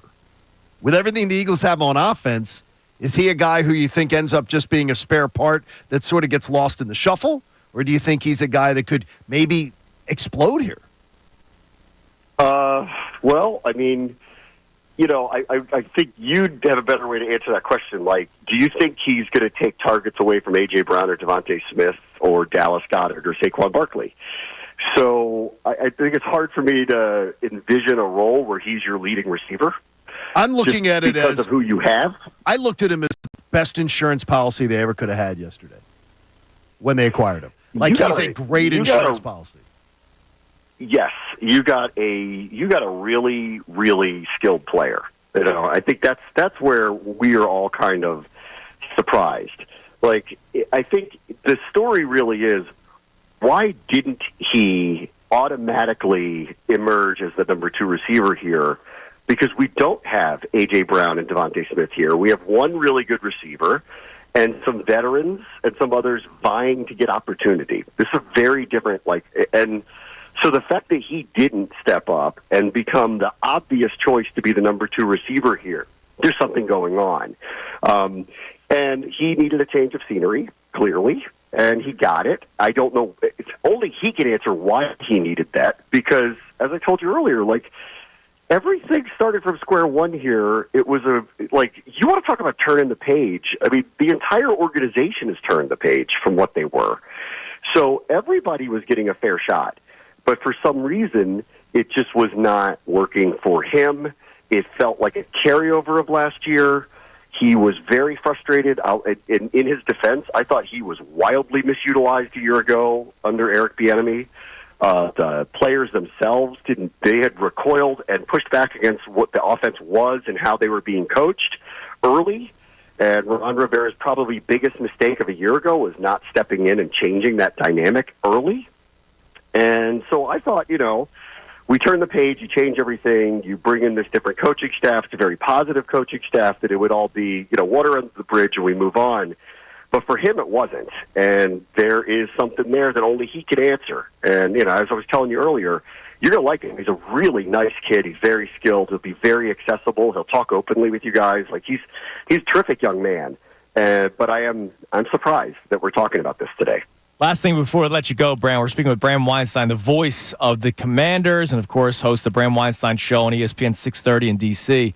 At this point, when you see Jahan Dotson gets traded to the Eagles, are you angry that Howie does it again, or have you reached the point of eye roll of, oh, my God, he did it again? This is the second time they've traded with you guys in a prominent place this year. So, we recognize who the giant gorilla in the division is, and I don't know why you'd help them, but that's for Adam Peters to answer for sure. At the same time, I think this team is resetting, I think would be the way I would put it, in the right way. This was the first real surprise of anything that they've done so far. And I've had a couple people tell me, because they, watched what he and John Lynch did in San Francisco, they said, don't be surprised about this at all. When they first got to San Francisco, there were 4 or 5 moves that were made with players that were carryovers that people were like, what? And, I think they're trying to build something that emulates what San Francisco has. For some reason, they didn't feel like Dotson fit into that. If he helps you guys in the short term, then, good for him. Because I'll go back to, I like him a lot. You're going to like him a lot. And I actually do hope he gets his confidence back, because he's an extremely skilled player. There's this one thing about him I just want to tell you, because it's actually amazing. This is the surprising part. You ever go play golf with your friends and you hear how the ball sounds when you hit the ball, and then you go to a professional golf tournament and you hear how a professional hits it, and it just sounds completely different. When the ball hits this kid's hands, it has this soft sound that's hard to describe. He's got the softest hands I've ever heard, where it almost doesn't sound like it hits his hand. Right. It's really strange. And this is one of those things where I go, I know this kid could be special, but he's got to want to be. I love I love your head coach. I told you he's a good dude, and I think it's. I wasn't happy to see get your new quarterback either. So we're looking forward to the matchups this year, though. Yeah, we'll be talking to you a few times this season. Yeah, he does looks great, by the way. And Adam Schefter's very high on him too. Adam joins us every week, and he talks about him multiple times. He does, yeah, as being an impact guy. Bram, love you, buddy. We'll talk to you soon. All right, guys. See you. There is Bram Weinstein on the Comcast Business Hotline. Every day in business, a big day. Let Comcast Business help you move forward. What's next? I do believe the Commanders are going to be a problem. And a minor little annoyance maybe this year. Just like they were last year. They're going to be a problem. They're the team that I see being the one that the Eagles will be challenging, that will try to come up and challenge the Eagles in the next couple of years. Not Dallas and not the Giants. I find the trade amazing because they made this wasn't a trade where I think it's, and it could be, that third-round pick could become something. No. But, the Eagles had a need. The Commanders didn't need a third-round pick in 2-7. It's always good to have more draft picks. I'm not naive to that. Your division rival needed a third wide receiver. Unless there's something where they don't believe in this kid. Right? No, well, Brand was just talking about confidence. Well, it appears that maybe, too, he wasn't buying into the new program. Maybe. And so you ship him off to a division rival? Dan Quinn, they had a little bit of a cleaning house when Dan Quinn took over the franchise in Atlanta. I know, but Same that guy, type of thing. He could have been traded anywhere. I know. You trade him to a division rival who, by the way... The pick's not going to be good, most likely. And you say you think the Commanders are going to be better this year and maybe down the road they continue to get better. If Jahan Dotson is the first-round pick, if he's what he's done, productivity-wise, the first 2 years of his career, which is now totaled 1,000 yards and 11 touchdowns, right? If he continues that with A.J. Brown, Devontae Smith, and Dallas Goedert, and Saquon Barkley, and Jalen Hurts, an offensive line, you guys know the deal. That just makes the Eagles continue to be good offensively for another 3 years because they have 3 years of Dotson left. No question. That's a weird trade to me. I just don't understand what, but maybe there wasn't any other option for trading him and they wanted him gone. Could have been, or maybe they got the most out of the Eagles. Maybe the Eagles were the team willing that was to give the offer best. a third-round pick and 2 7s because they did need that position. I thought Howie was going to pick up off the scrap heap a cut. I did too. I thought next week you guys were going to be talking about, oh, this guy got cut. Howie picks Should they him get up. this guy? And like a Zach Pascal type where you're not expecting him to make many plays, but he does the nitty-gritty stuff as a wide receiver. Jahan Dotson can make plays. I didn't realize Zacchaeus was there.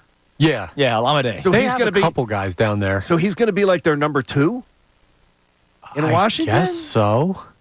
Okay, that's look, they may be into the full rebuild thing too, going. Well, yeah. I'll take the rebuild. We'll take our lumps.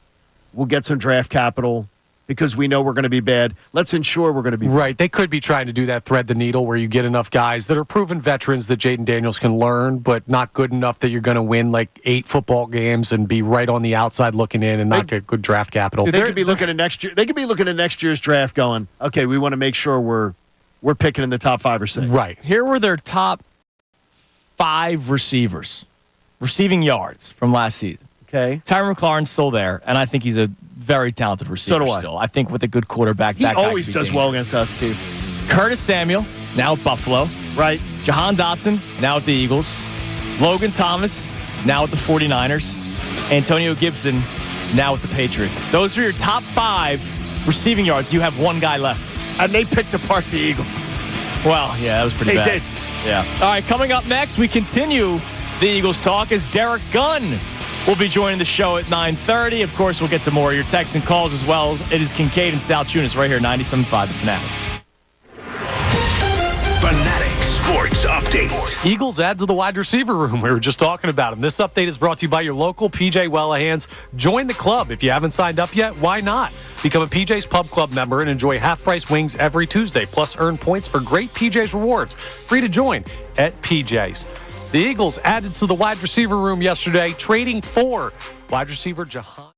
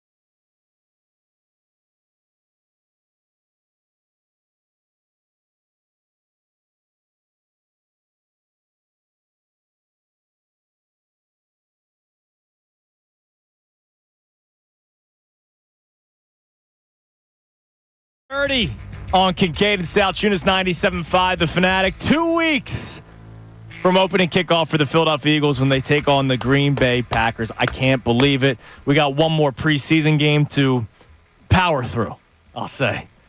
Oh, it's going to be hard. Yeah, we'll power through the preseason game tomorrow, but of course that's not what we're really talking about at all today. Pregame, though. You guys are going to do a nice pregame tomorrow? Yeah, we're going to power through the pregame show, too. Looking forward to that. But yesterday, of course, the big news for the Eagles was the trade for Jahan Dotson. Just another added weapon to this incredible offense. And to talk about this offense and to talk about the Eagles as a whole, one of the guys that I respect most, don't tell him I said that, in this city when it comes to covering the Eagles, on the Comcast Business Hotline, Derek Gunn joins us. D. Gunn, good morning. Good morning, guys. I hope you didn't hear that part. Oh, yes, I definitely heard that. Damn. All right, well, you're welcome, I guess. Listen, man, how about that trade yesterday? Howie Roseman does it again. I know it's been reported from a lot of people that wide receiver 3 was never on the roster and they were going to go out and get one. But John and I have been talking about this a lot. We expected like a roster cut, a vet. They go out and get a former first-round pick who's had some success.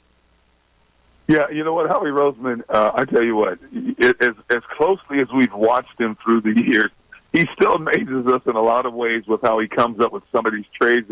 When you look at what was given up just to get Dotson, it's almost like how he stole him from Washington. But when the trade went down, initially the first thing I'm thinking is, okay, he was only 2 years into his contract with the Commanders. First-round pick. What's the red flag in terms of why they gave up on him? So I started asking some of my contacts down in D.C., and they said in unison that the Commanders were not happy with the way he competed in practice. Okay, well, that's a concern, but sometimes a new environment will bring about a new attitude. And, Jahan is good friends with Saquon Barkley and A.J. Brown here, and hopefully they can bring out the best in him because he definitely has the talent. And, you put him in that number 3 position, in a slot position even. And I'm looking up and down NFL rosters, and I'm thinking, who has an embarrassment of riches as close to the Eagles on offense?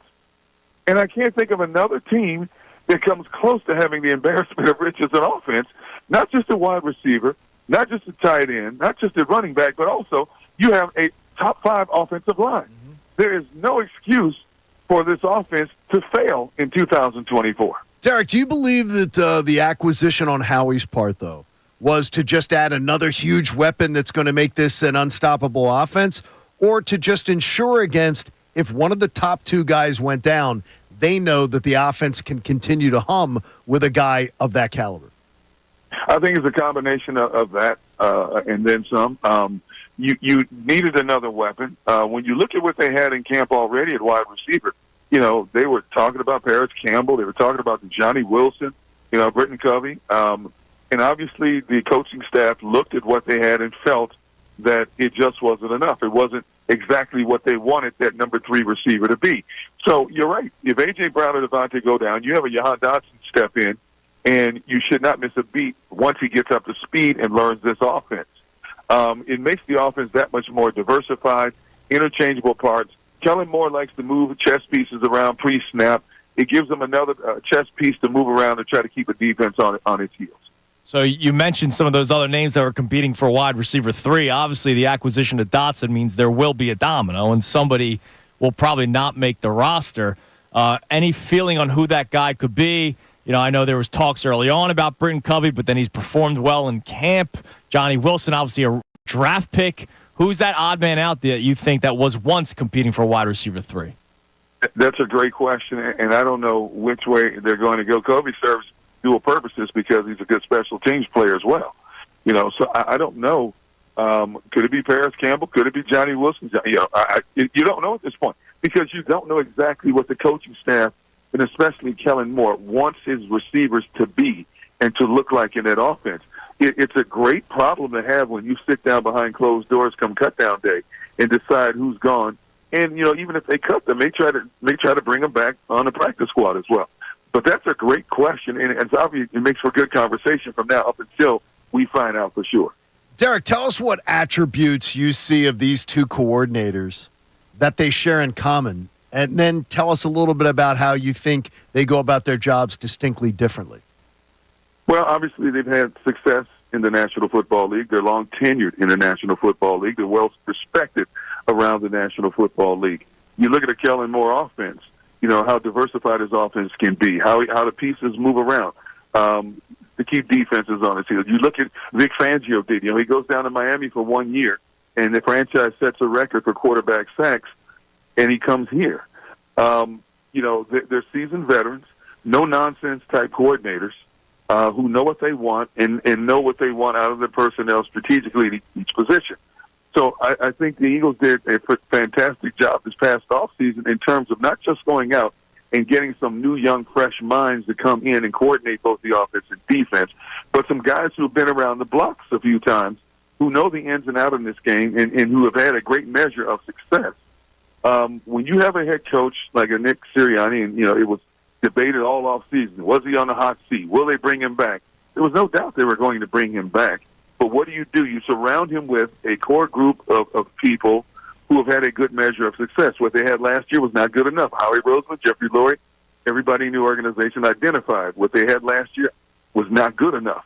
Now they feel they're in a good position, coaching-wise, coordinator-wise, head coaching-wise, personnel-wise, to go a lot further than what they did in 2023. I know you're very in tune with that locker room, so I'll ask you, because the big story was that Jalen Hurts and Nick Sirianni were not necessarily seeing eye to eye. I'll just leave it at that. Has it gotten better based off of your conversations that you've had with people since the start of training camp?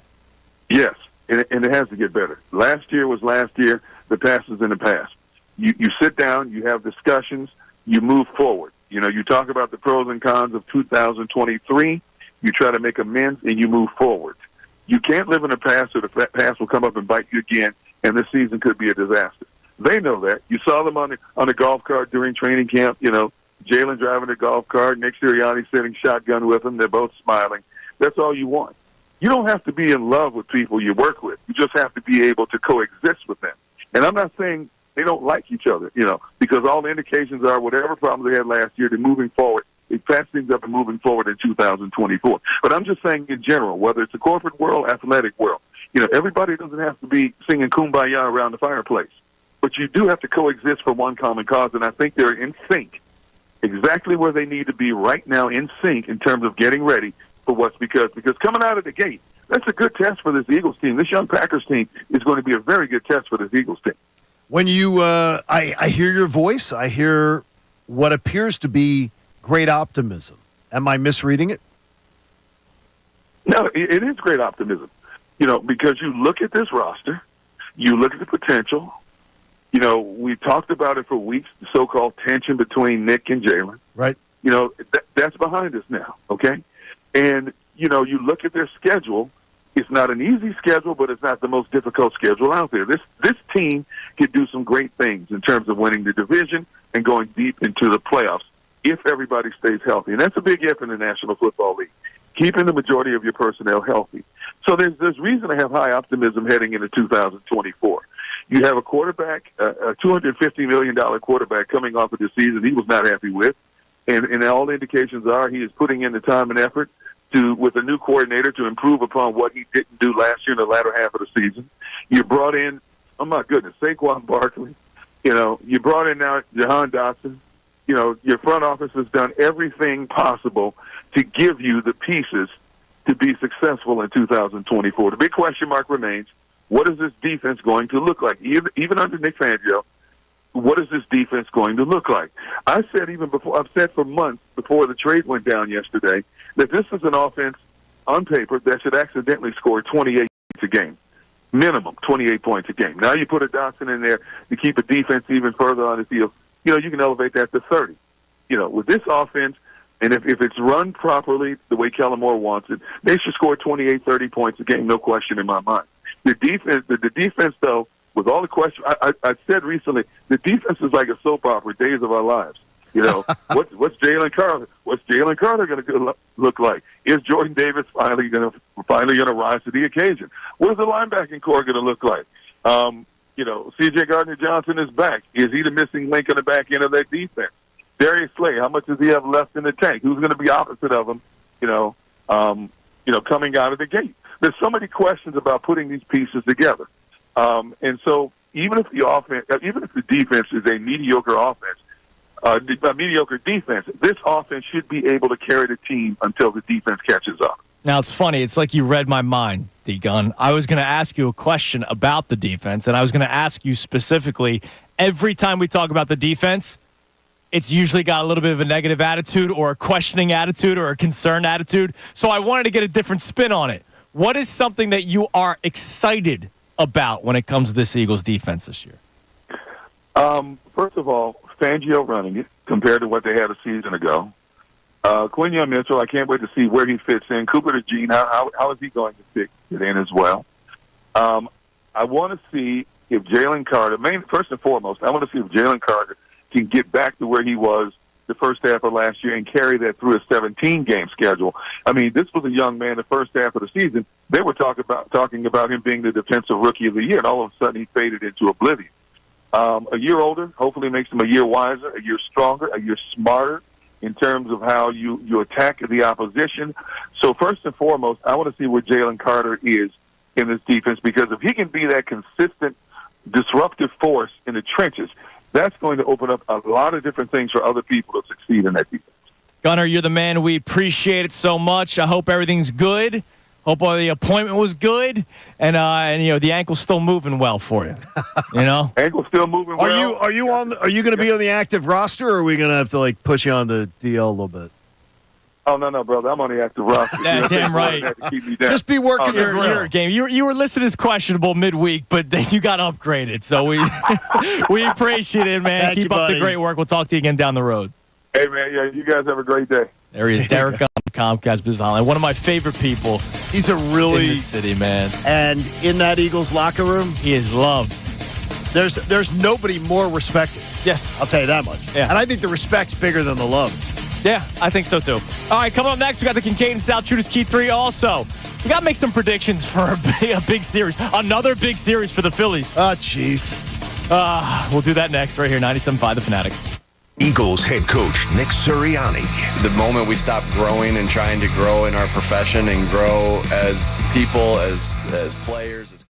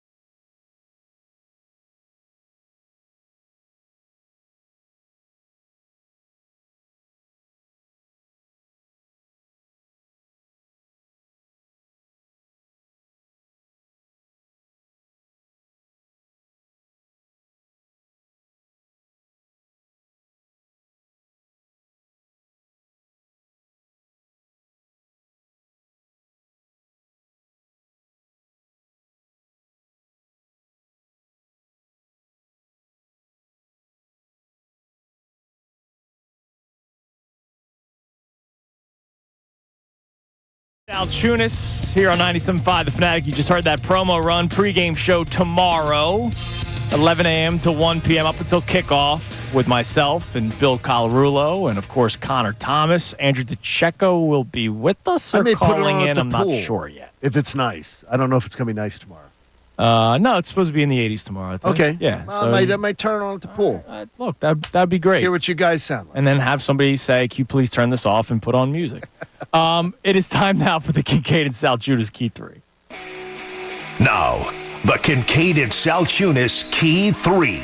Today's best. The trade for Jahan Dotson, the Eagles send 3 draft picks, a third-round draft pick, and 2 seventh-round picks. But really, you trade a third-round pick, in my opinion, for a guy who's still under contract for 2 seasons, this year and 2025, and then they have the club option in 2026. And if this guy comes anywhere close to where he was coming out of college, what the expectations were, and oh, by the way, he's not a top receiver. He's not the number 1 receiver or the number 2 receiver. He is the 3rd receiver. But man, you could make the case the 5th option on this team because you have to add Dallas Goedert and Saquon Barkley into the mix. He may be wide receiver 3, but ultimately he's probably option number 5. Imagine trying to defend this team.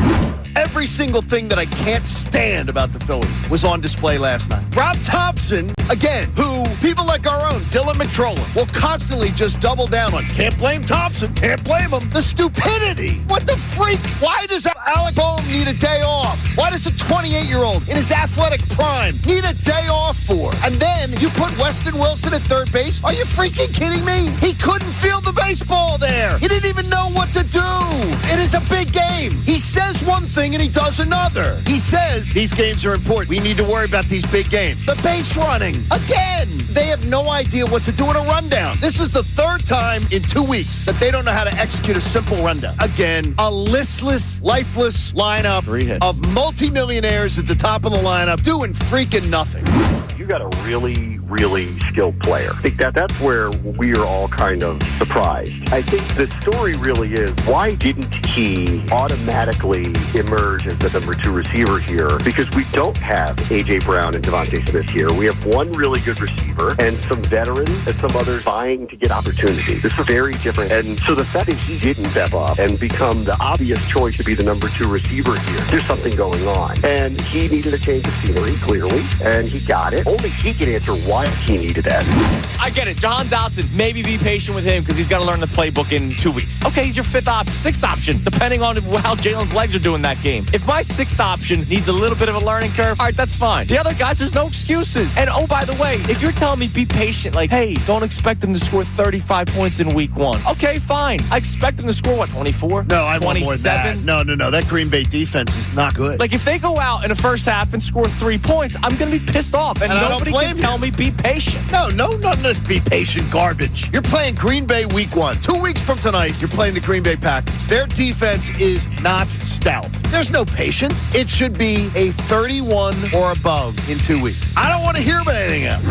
Other than the sack fly, has Brandon Marsh made contact this month? It's okay to point out that our favorite players, I know he's a daycare guy and he's got the hair. Oh, and he throws seeds on people and he gets people wet. Yeah, he's got the beard. Look, he's my son's favorite player. He's the only guy, my 2-year-old still walks around and says, oh, Daddy, watching Phillies game, Brandon Marsh. Like, it's the only player he really knows. It's okay to say that this guy has not been able to make contact except for a sack fly in the month of August. He struck out 3 times yesterday. Again. He is striking out over a third of his at-bats this season.